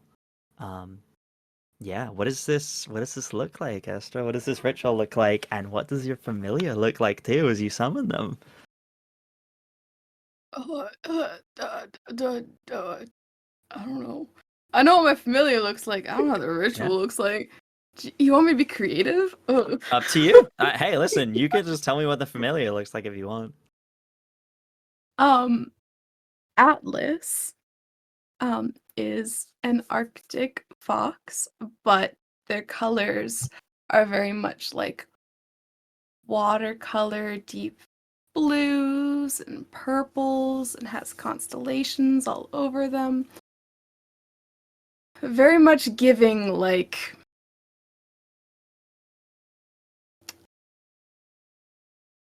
there were words I wanted to say, and then I was like, I was gonna say Star Fox. I'm like, that's the thing. That's not the thing I was thinking. Go about of. roll. But like, it's just like a starry watercolor constellation fox sort of thing. Yeah. It appears almost like stars kind of come down from the sky, even though it's the middle of the day, kind of like come through the window, kind of like a little constellation, a mini constellation of its own just appears in this kind of dimly lit room. And the kind of constellation kind of like changes and reshapes and forms this fox-like shape. And yeah, Russ just watches, like his little eyes are like wide, just like watching. And then, you know that thing that like two like pets do when they like meet each other, where they kind of like do that thing where like I'm gonna like sniff you, but then they like touch noses and then they like quickly like boop back from each other, and then they kind of sniff each other and then they kind of move back as they're like, oh, the two of them just start doing that, kind of just like checking each other out, just figuring out the two of them. And then Rust will kind of just like wrap around the fox's leg, and then kind of just like around their like body. The fox kind of like turns around, just like starting to like nip at Rust, kind of like spinning around in a circle like a dog chasing its own tail. I think they just seem to just have a perfectly good time together. Yeah. Astra gets in the middle of the two and picks up Atlas and just big cuddles. Yeah. You know, I'll just like call you. how you'd snuggle a dog. Mm-hmm. A And cuddly that's what she's doing. constellation. Also, like the same way that she's like petting him is like behind, like scratching behind the ears, is just like the right Mhm. spot, you know. Yeah, he loves it. He's very happy. And yeah, you just But yeah, share this at really this sweet at moment. this cheers up, Astra. Yeah. Oh. Um. Okay. Yeah. We head back downstairs as Cordelia and Aridia, you guys return. Veldren, would you say anything to anyone else, or are you kind of waiting Why for can't the I other hear two? anything? Oh, Jay, you're muted. Jay, Hear you you, muted. buddy. Son of a gun! I'm Who are so you? Who are you? smart. Who are you, Abigail? Wow, that's Abby's fucked not up. even at her Well, seat. Abby's for not this. even here. That's That's Damn. fucked fucked up. up. Shots That's fired. messed up.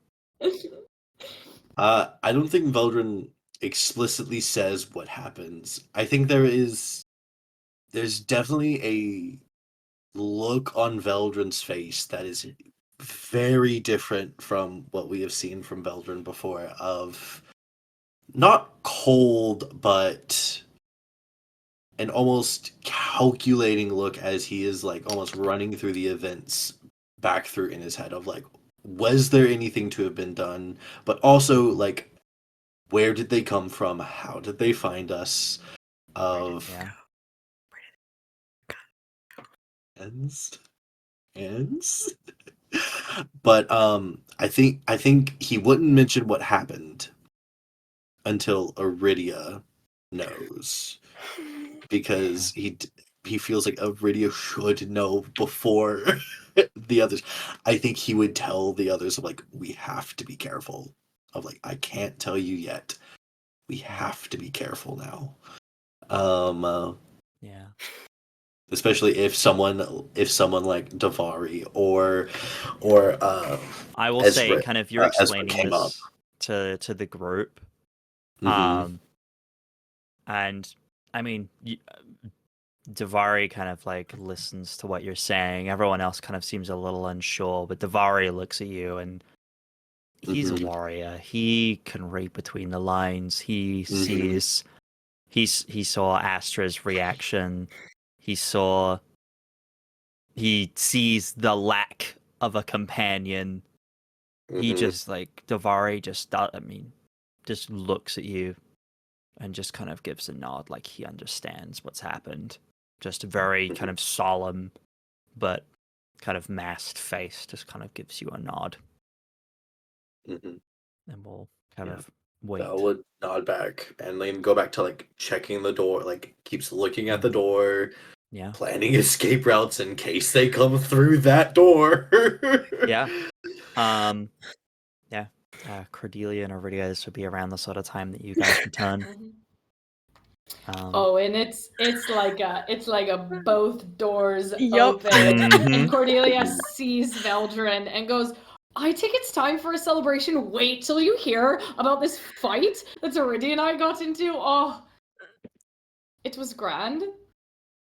We certainly have a surprise for all of you. It is a good one, I think.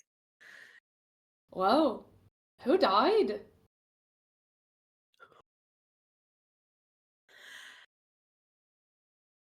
Astra and Bishop off doing their... I don't even know, conversating? Aridia, we need to speak in private. Are you muted? You're muted. Abby, you're muted. After all that, after all that, I Yeah. heard it. I heard you.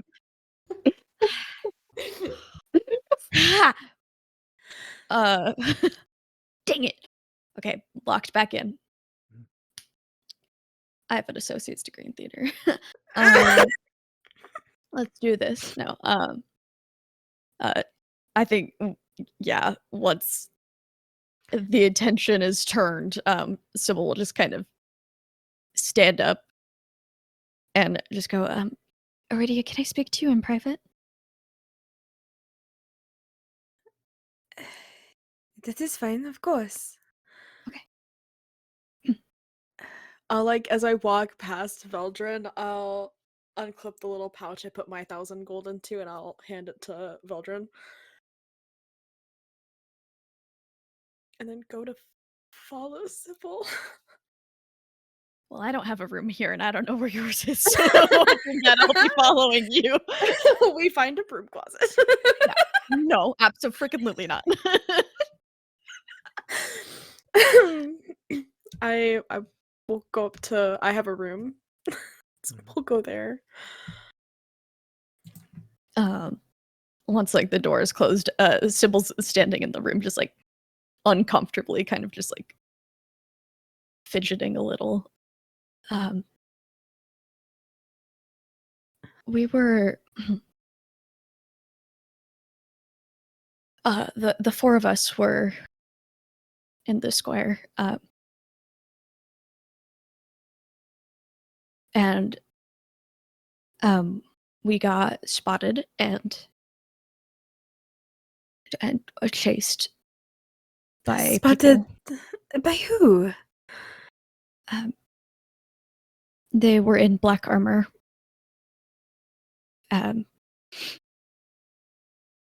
They are after me, and Bishop bought us some time. Sybil, where is my brother?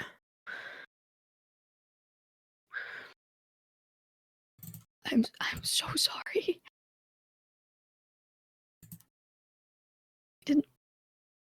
He didn't make it. That's no, he's fine in a fight. We trained together for decades. I've seen him fight. He's more than capable. He held them off long enough for us to get away. We saw it happen. Sybil, this isn't funny. I'm so sorry. I'm so sorry.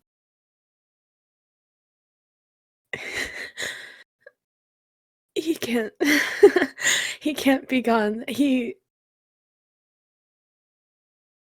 can't leave me again. Sybil, I already lost him once. And it was just me. I can't be alone again. No, you. Sybil's just gonna walk over and hold Aridia. Just go to my knees as you. Yeah, I'll follow Respond. down. Yeah, too.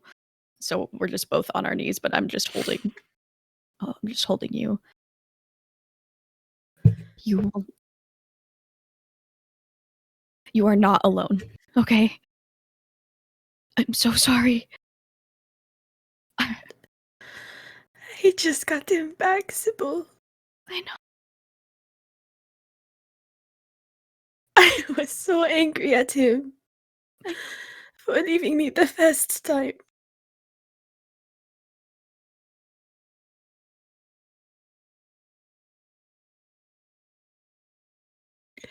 You're sure that he's gone?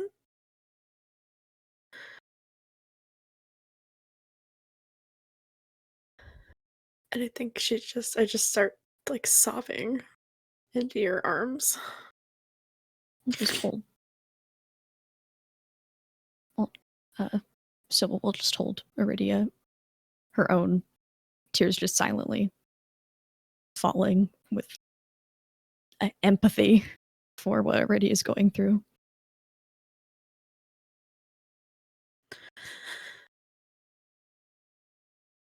The rest of you, are you all okay? Thanks to him. Idiot. That's what Veldren said, kind of. It was nicer. We told him he couldn't fight them. He never was one to walk away from a fight he had no business being in.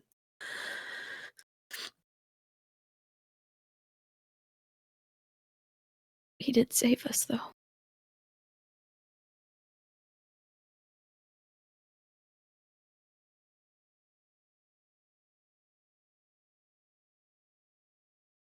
Do we need to get you somewhere safe, Sybil? I'll be okay.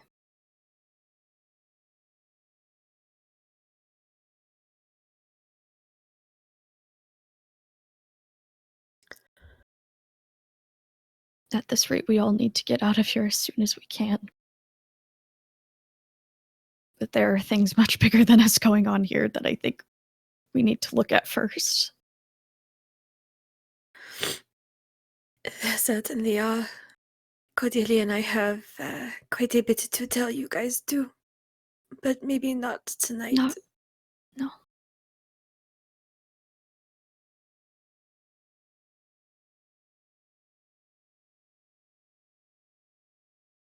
How can we help you?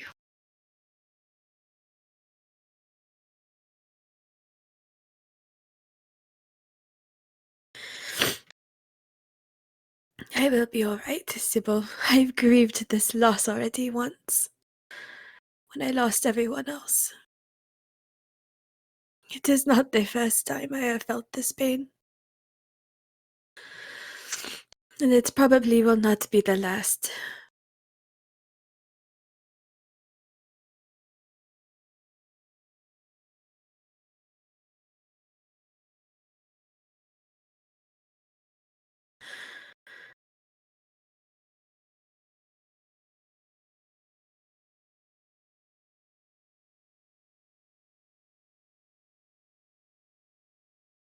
I'm so sorry that this happened. It is not your fault, Sybil.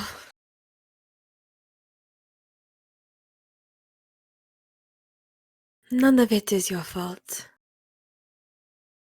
Not them choosing to come after you, and not him choosing to defend.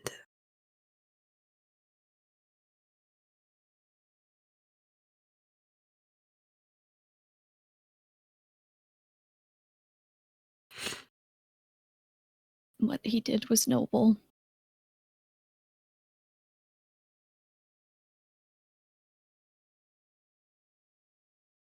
In a way, I suppose so.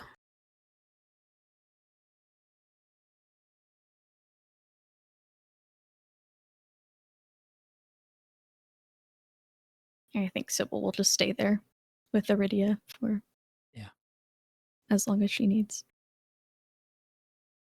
It's probably a good long while. I think she cries till she's exhausted.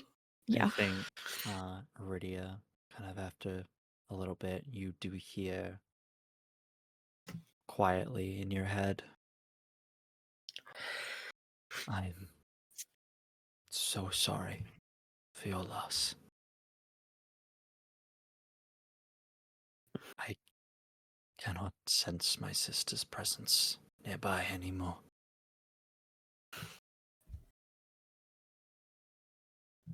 I'm afraid that means it's true. I'm so sorry. There wasn't more I could do.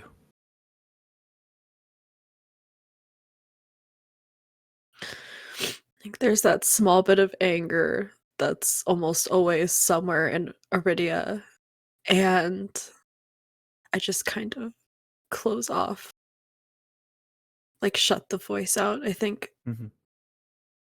Yeah. she's just angry, and that's a place to put it. Mm-hmm. Yeah. There is no resistance. You try to shut it out. He does not try to stay. Yeah, and goes silent. Cordelia and Veldren, you guys are downstairs.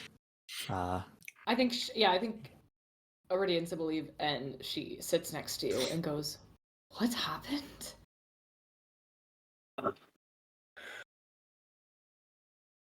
Bishop is dead. Killed.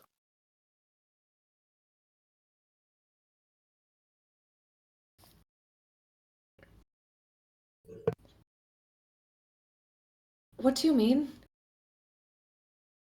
I mean exactly what I said. We were found by a group of black armored individuals, capable fighters, seem to be specialized in fighting those with magic.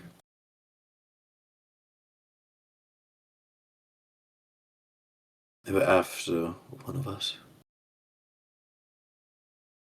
We ran, and Bishop decided to stay back to try to buy us some time. If he would have listened, I could have gotten us out. But they You killed him. strike me as someone that listened a lot. From the little I've interacted with him, I've known him not long. I got the same impression. But I had to get the other two to safety. And he's dead.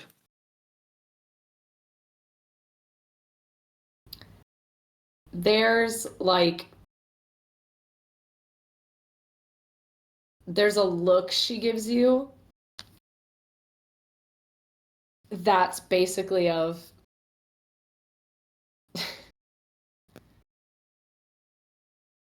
it's basically like I know you're not saying everything because we're out in the public right now. So yeah.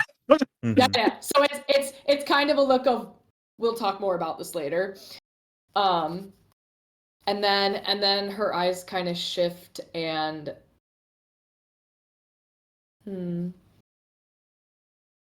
it's a very sincere look. And she just goes, "Are you all right?"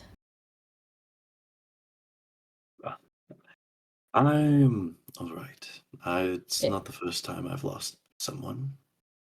Insight check. Yeah, go for it.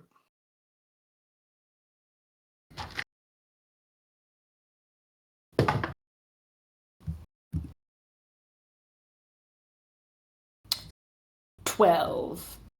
12? With a 12, I think you look at Veldren. Mm-hmm. Veldren is, to a fault, a very logical and rational person. Yeah. And this is very much not him rationalizing things that happen, but I think as he's sitting there, you see that he is also almost keeping both his hands and mind busy. He has taken out one of the gold coins from the sack, has drawn the circumference of it into his journal, is almost holding up the bag from weight, holding up the gold coin for weight, and is almost calculating how many gold coins are in the bag from the weight, circumference, size, Nerd. feel. Yeah. She's gonna. But you Go don't. ahead, sorry. You don't get the sense that he is distraught, and that he has lost people before. Yeah. He's just more, I can deal with this later after the people who are hurting are okay. She's gonna put a hand on the wrist that's drawing to kind of stop it and just go, just because it's happened before doesn't make it any easier. You're correct, but it does mean I know how to handle it. Do At you? least in my way. Are you just really I good do. at pretending you know how to? Grief is a tricky thing. You're correct. But I do know how to handle death. I may not be someone who likes to kill.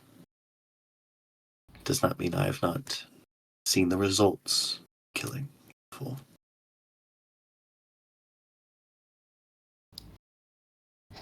For what it's worth, I'm sorry. Thank you. You might want to tell that to Aridia and Astra. Or save that for them. They are the ones that are truly going to be shaken by this loss. As I said, I've only known Bishop for half a month at best. Well, thing about grief is hits you when you least expect it. And it tends to touch everybody involved. Believe me, I know. I took you for someone who's also experienced something similar.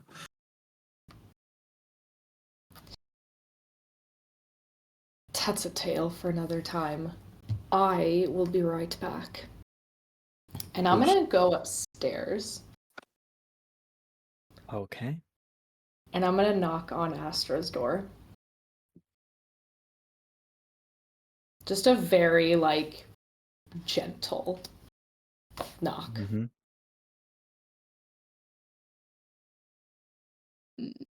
She'll answer the door. She's got like a blanket wrapped around her atlas in her arms and like rest like around her neck, and her eyes are like puffy and her makeup's a mess, and she just like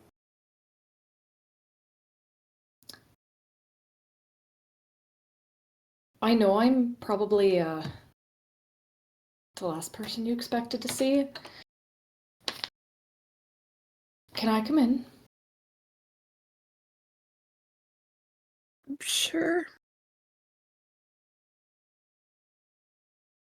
And normally, when Cordelia kind of steps into any space, even if it's a space she's unfamiliar with, there's a sort of bravado of, I may not have been here before, but I own this space now that I'm here. That doesn't exist in this moment. She enters very carefully, like a parent would, kind of stepping into like their teenager's room, of like a, I know this isn't my space and I know I'm not exactly welcome here. It's a very, and she'll shut the door kind of quietly and just sort of like give you like a bit of a once over. And it's not a,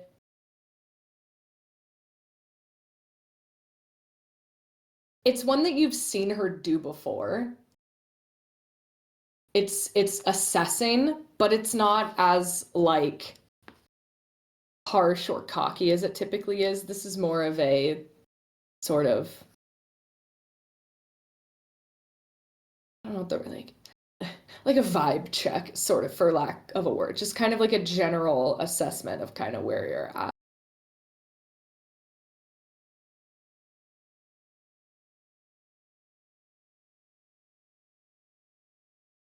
I'm not going to ask if you're all right, because you and I both know you aren't. And I'm not exactly good at the whole feelings thing all the time, but I just wanted to say that I'm sorry.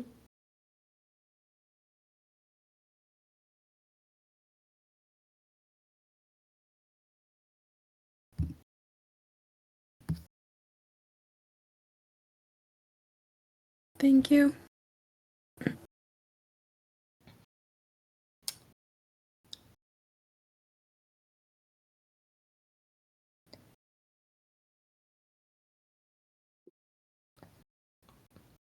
Look, kid, I've done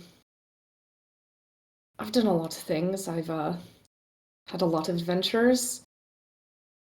I've not exactly been in your position before, but I have lost people. So there is an understanding there.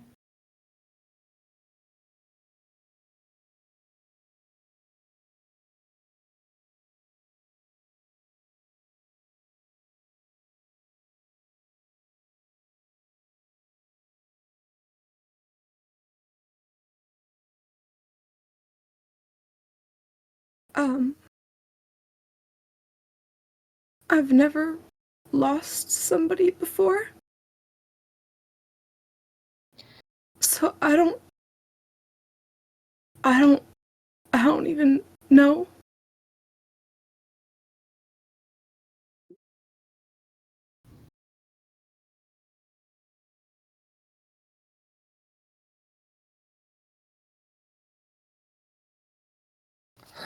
When you say that, her eyes kind of shift and sort of go a little bit wide in surprise. And then they shift again. And she just goes, I'm so sorry, honey. Oh, she's sobbing.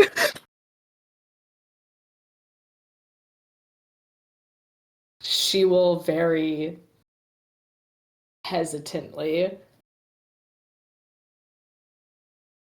It's like she's nervous and very hesitantly kind of put a hand on your shoulder just to kind of see what you'll do.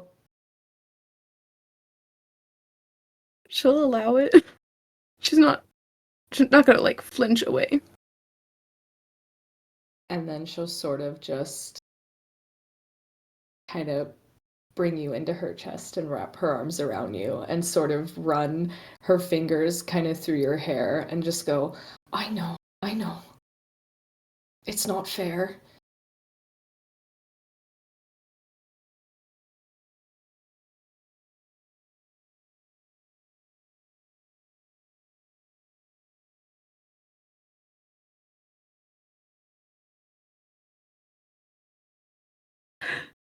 Just a big wipe of snot. And she's just sort of like over and over just going, I know, it's not fair, I know.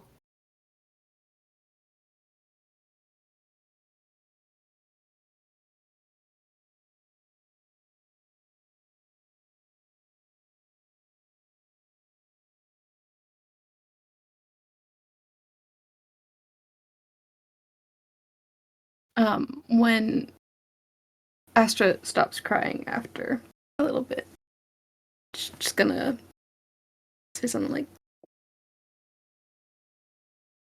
I just thought would have more time than a month.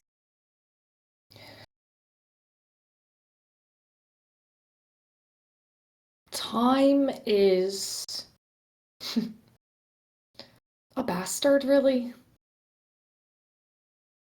Some people get too little. Some people get too much.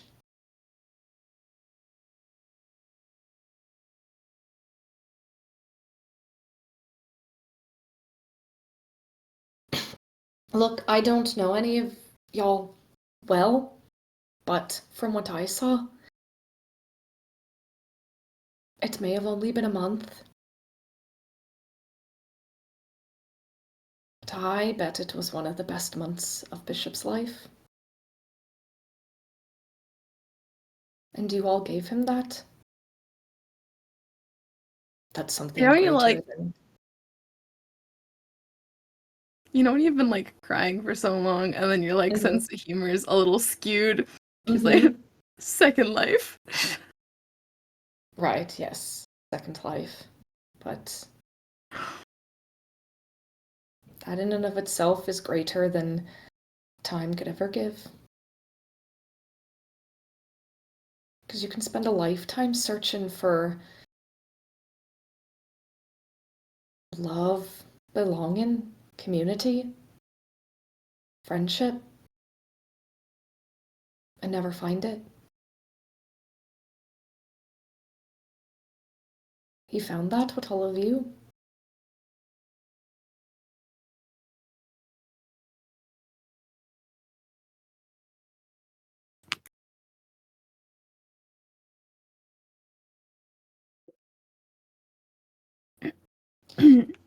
Thank you, Cordelia. Sorry, Captain. No, you can call me Cordelia. Look, grief is awful, And it's going to be really hard. And people like to think it's a circle, or people like to think it's a steps or stages, but really it's a circle that just goes round and round and round until the circle gets smaller and smaller and smaller.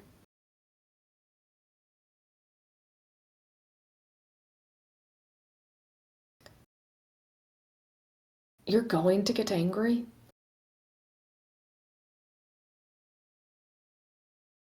And if you need somebody to be angry at, kind of gestures to herself.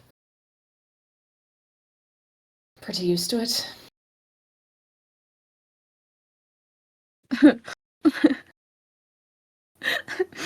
Haven't I been angry enough at you? Oh, you've barely touched the tip of the iceberg. Nothing angrier than a kid mad at their mom.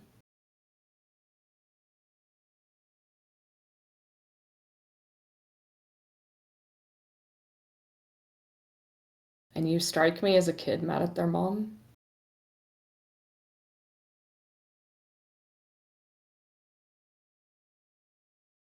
Ooh. Yeah.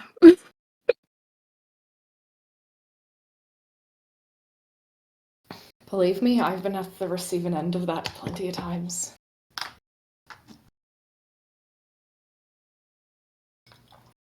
So, it makes no difference to me. When that anger comes, and it will, can direct it at me. I can take some hits. Plus, it's not going to hurt worse than anything that hasn't already happened.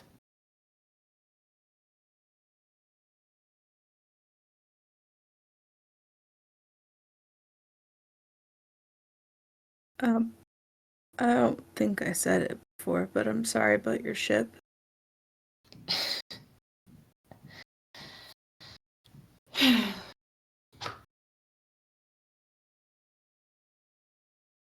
Thank you.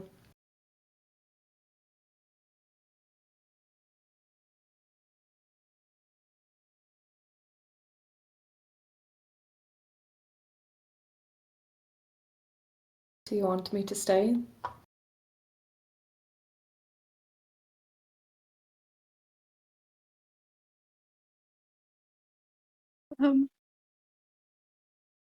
I think I'm alright. I've got Atlas. You see the little constellation fox. You've never seen anything like Yeah. that before. No? No. She takes note of that. Do you want me to get any of the others for you?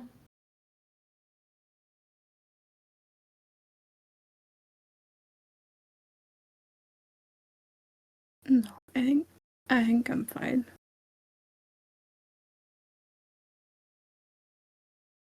Be careful. Spiraling alone in your grief is only going to make it worse. So the moment you start to feel that spiral happen, you get somebody. Doesn't have to be me. Could be any one of your friends. But you can't sit in it all alone. Trust me.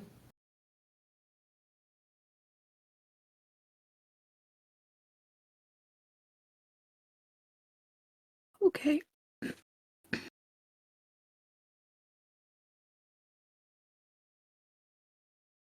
And she'll leave, and sort of as she gets to the door, she'll just kind of not turn back and go, I knew you reminded me of someone.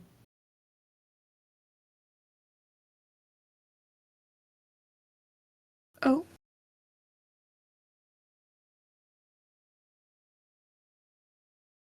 You and her would get along like two ants on a log.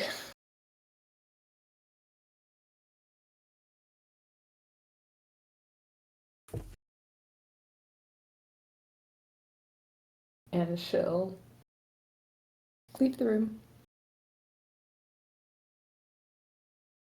Okay. If you want to ask before I leave, your call. No, Okay. she She'll wouldn't. leave the room. Okay. Well, with that then, we return downstairs to Veldren, sitting alone. Everyone else dealing with their grief. Is there anything Veldren's doing while they're alone here? I think all this talk of death and grief has reminded Veldren of just the people he's lost in his time. I think he's kind of sitting quietly, still sketching out that equation onto his sheet of paper, but it almost like getting lost halfway and just copying over like a arcane formula instead, something he learned in one of his first years at university, and thinking not only of the people he's lost in death, like lost to death, but just of people gone from his life that are still alive as well, as a type of grief. Yeah. I think he's just very quiet, just Yeah. writing away. Yeah. And as Veldren writes, the camera kind of pans away from Veldren over to a different table. We see a woman in black robes, the witch's hat, shuffling a deck of cards. She draws one,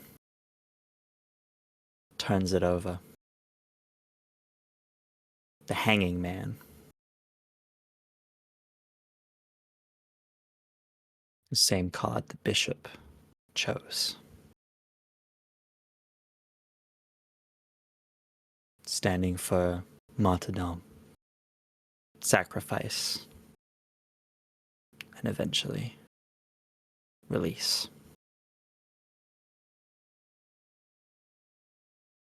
Minerva looks over the card and sighs sadly. And so it comes to pass. Snaps her fingers. The card vaporizes. And that is where we are going to leave today's session. Well, that was a heavy one. Wow. Yeah. That was a big one, y'all. Thank you everyone for hanging in with us. It's a very emotional one. We love you all. Thank you for being here. Thank you for joining us for our final episode on this channel. Before we move over to the Tales Guild channel, please go check it out, twitch.tv/Tales Guild. That's where future episodes will be going. All the YouTube VODs will be going in the same places they have been, which is over on the YouTube channel, which is under the same name, Tales Guild. So you can check out the VODs over on there. But yeah, thank you all for being here. Thank you all for taking this ride with all of us. Yeah. Then we're going to do some outros now. And I think we'll spice things up. We're going to go in reverse order this time. So it's Hans, you first. Get I gotten there. hate it. Yeah. I don't ever go first. Well, Take it back. nope. It's already done. I don't want it. It's already in motion. Hi, I'm Hans, or Hanskate, or Kate. You can find me everywhere at Hanskate online. It's all the same. You can find me here Wednesdays. Well, not here. Tales Guild. Going forward on Wednesdays for Tales of Agius. Right now I'm currently not on New Age Geeks, taking a setback there. Otherwise there'll be a few things coming up in June, so keep an eye on my socials. I'm also traveling a lot in June, so if you're anything in LA or at the Oregon Renaissance Festival. Find me there. I'll have trinkets. I always do. Otherwise, that's it for me. Everything else is secret.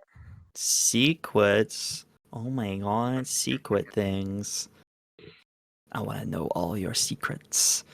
Oh, also, hey, Crit Awards stuff comes out again at the Yup. beginning of the month. So Yup. keep an eye out for that because we're going through it. We'll get there and we'll be ready Yeah. for all of you at the beginning of June. You got this. I believe in you. Wonderful. Next up, we'll go to Jet. Yo, what up? I'm Jet or Pingu. You can find me all over the internet as Cause Pingu. So that's TikTok, Twitch, Instagram, Blue Sky, places. Yeah, you can find me not here anymore. But on the Tales Guild channel. I'm playing playing Astra. And that's my only stream. And then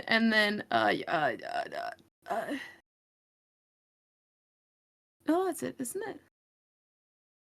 I don't know. Hey, it's your stuff. Art commissions. That's true. Oh, right. My art commissions are still open. Your commissions They're are- they're pretty slay. If you love I this haven't wonderful actually done art, a commission yet.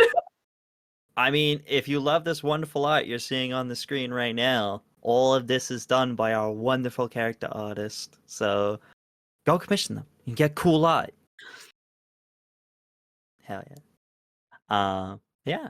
Next up we will go to our wonderful Abigail. I love being in this spot because no matter what order we go in, I go third. So nothing affects me. Haha. I'm gonna make you go Hello. first next time. I'm gonna hold you to that. You have to Goodbye, remember that nerd. now. You have to remember that for 2 weeks now, and I'm not gonna remind you. Good Okay. luck I'll with that. I'll remind her. No, don't remind her. She needs to learn. She needs to stick to that threat. Anyways, hi, I'm Abigail. That's Abigail the nerd. I swear I'm not that mean IRL, guys. She's lying. How dare you? Only to Jay. She is lying. Um, Abigail's super mean. But in a lovely way. Mm. Oh no. Abigail bullies all of us. It's Lovingly. me especially.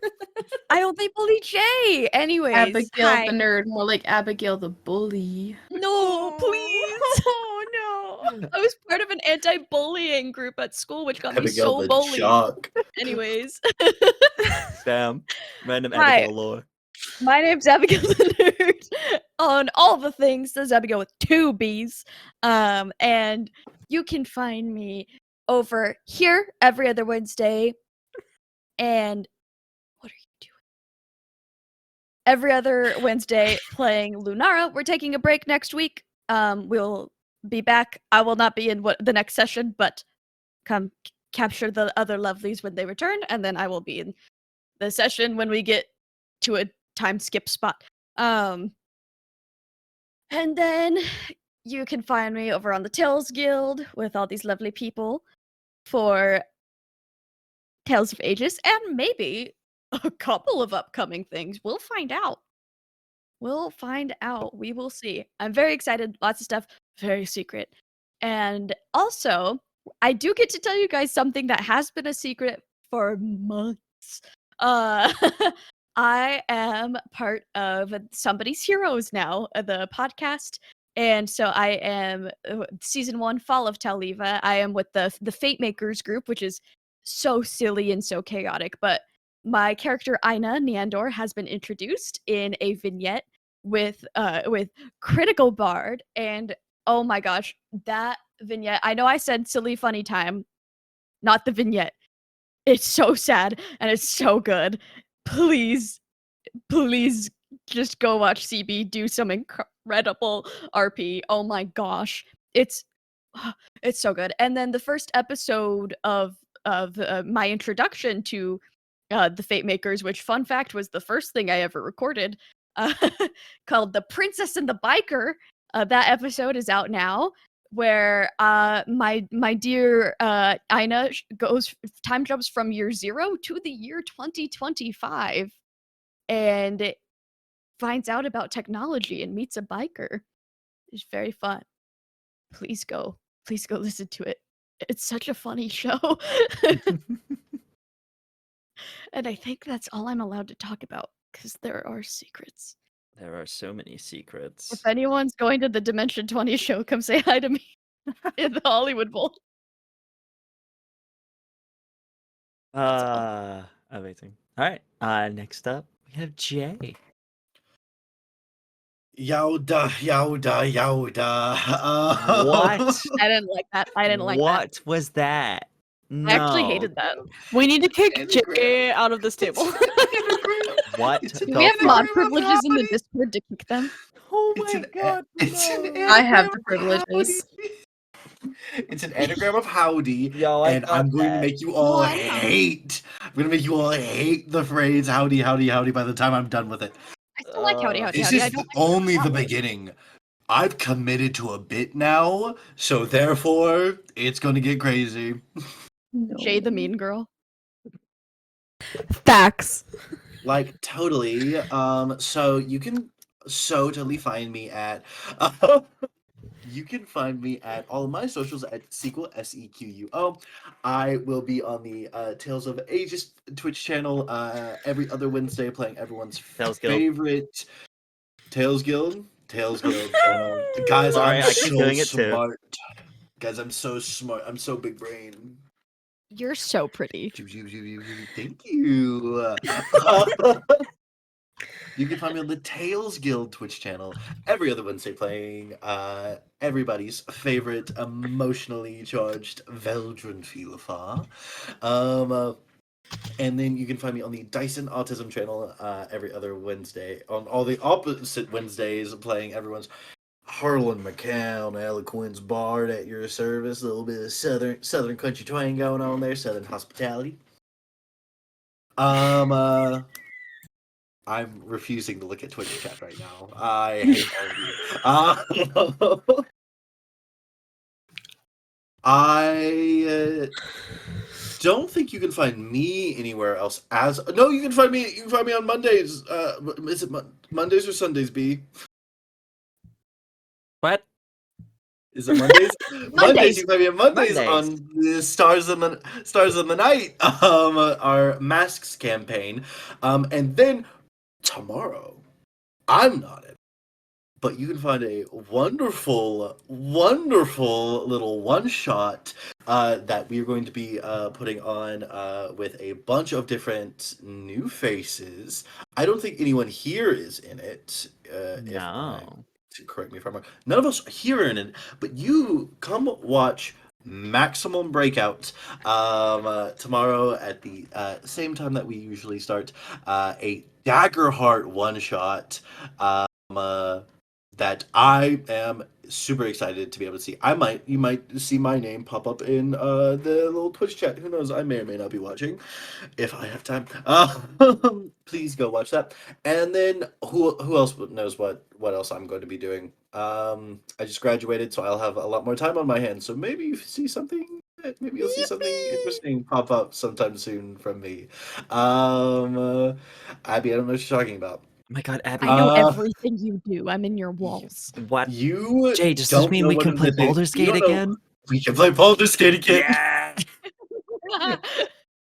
You don't know one of the things I'm planning on. All I would say is keep an eye on my own personal YouTube channel.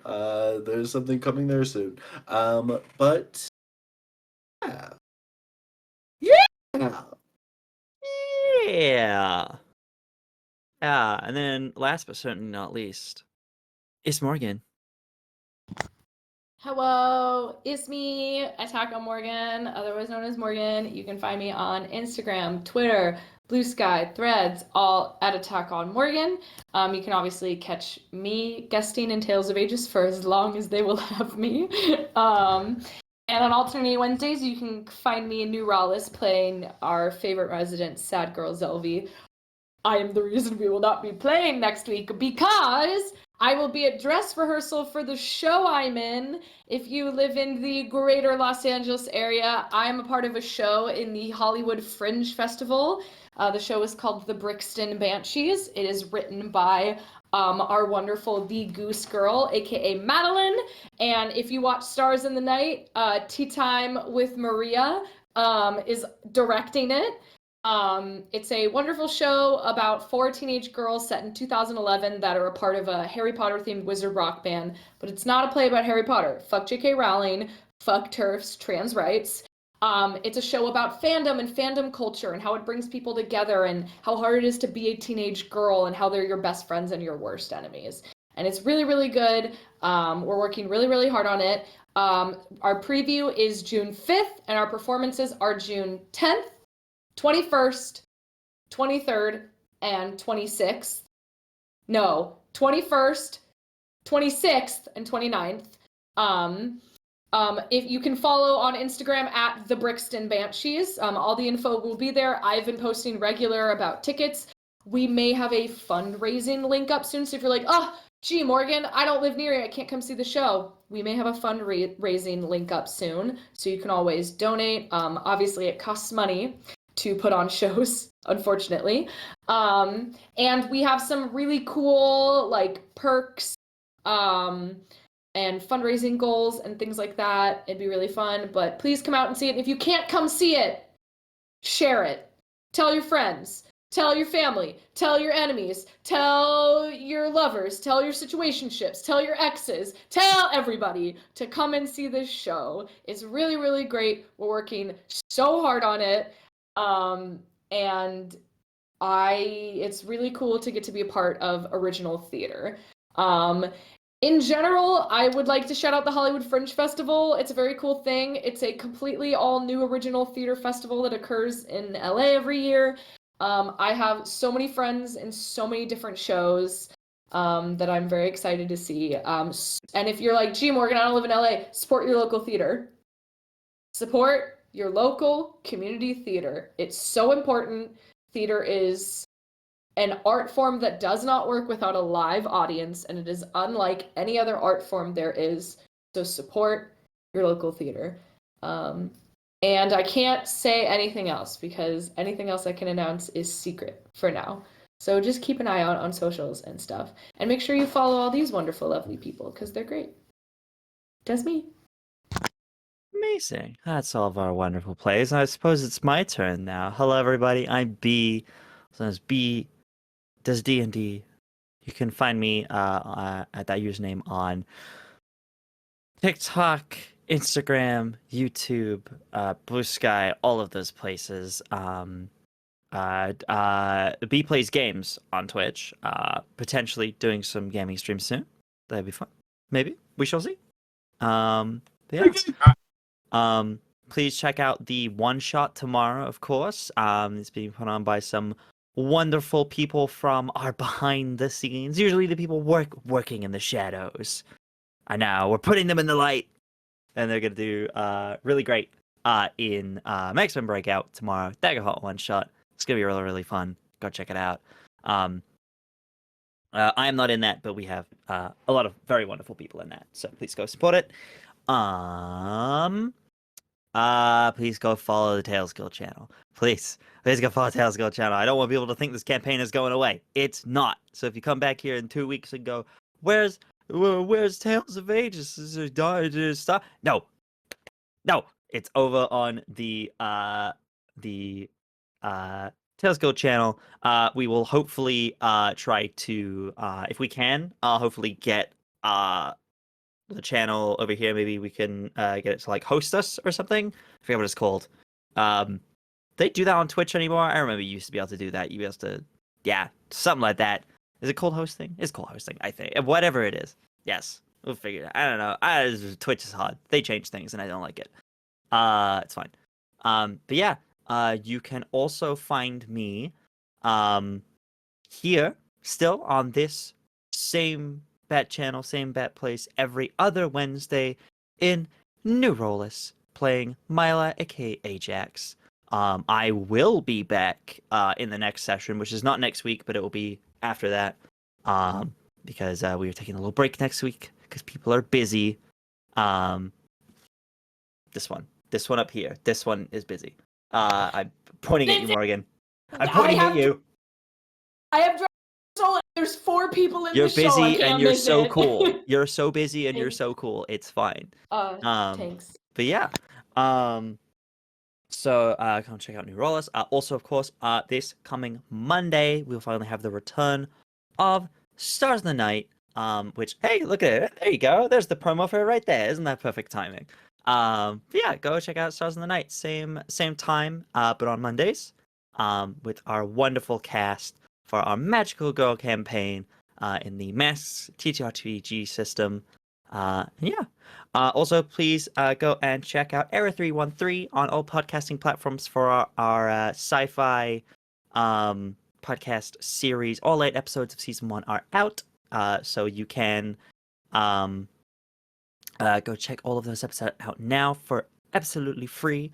Our Kickstarter for season 2 was fully funded. We are currently in the process of making season 2, which is very, very exciting. So yeah, expect that later in the year, and I will talk more about that when I know more about dates and releases and stuff like that. We're very excited. But I believe that's everything I can talk about for now.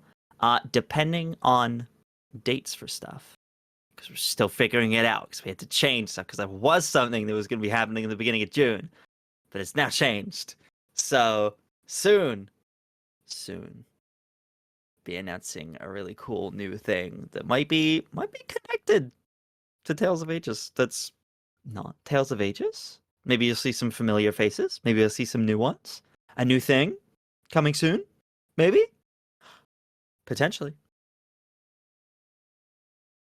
You motherfuckers. I can't believe you guys get doing your bit. Anyway, that's us.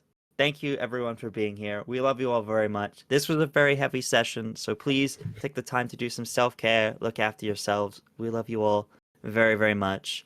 And we will see you guys very, very soon.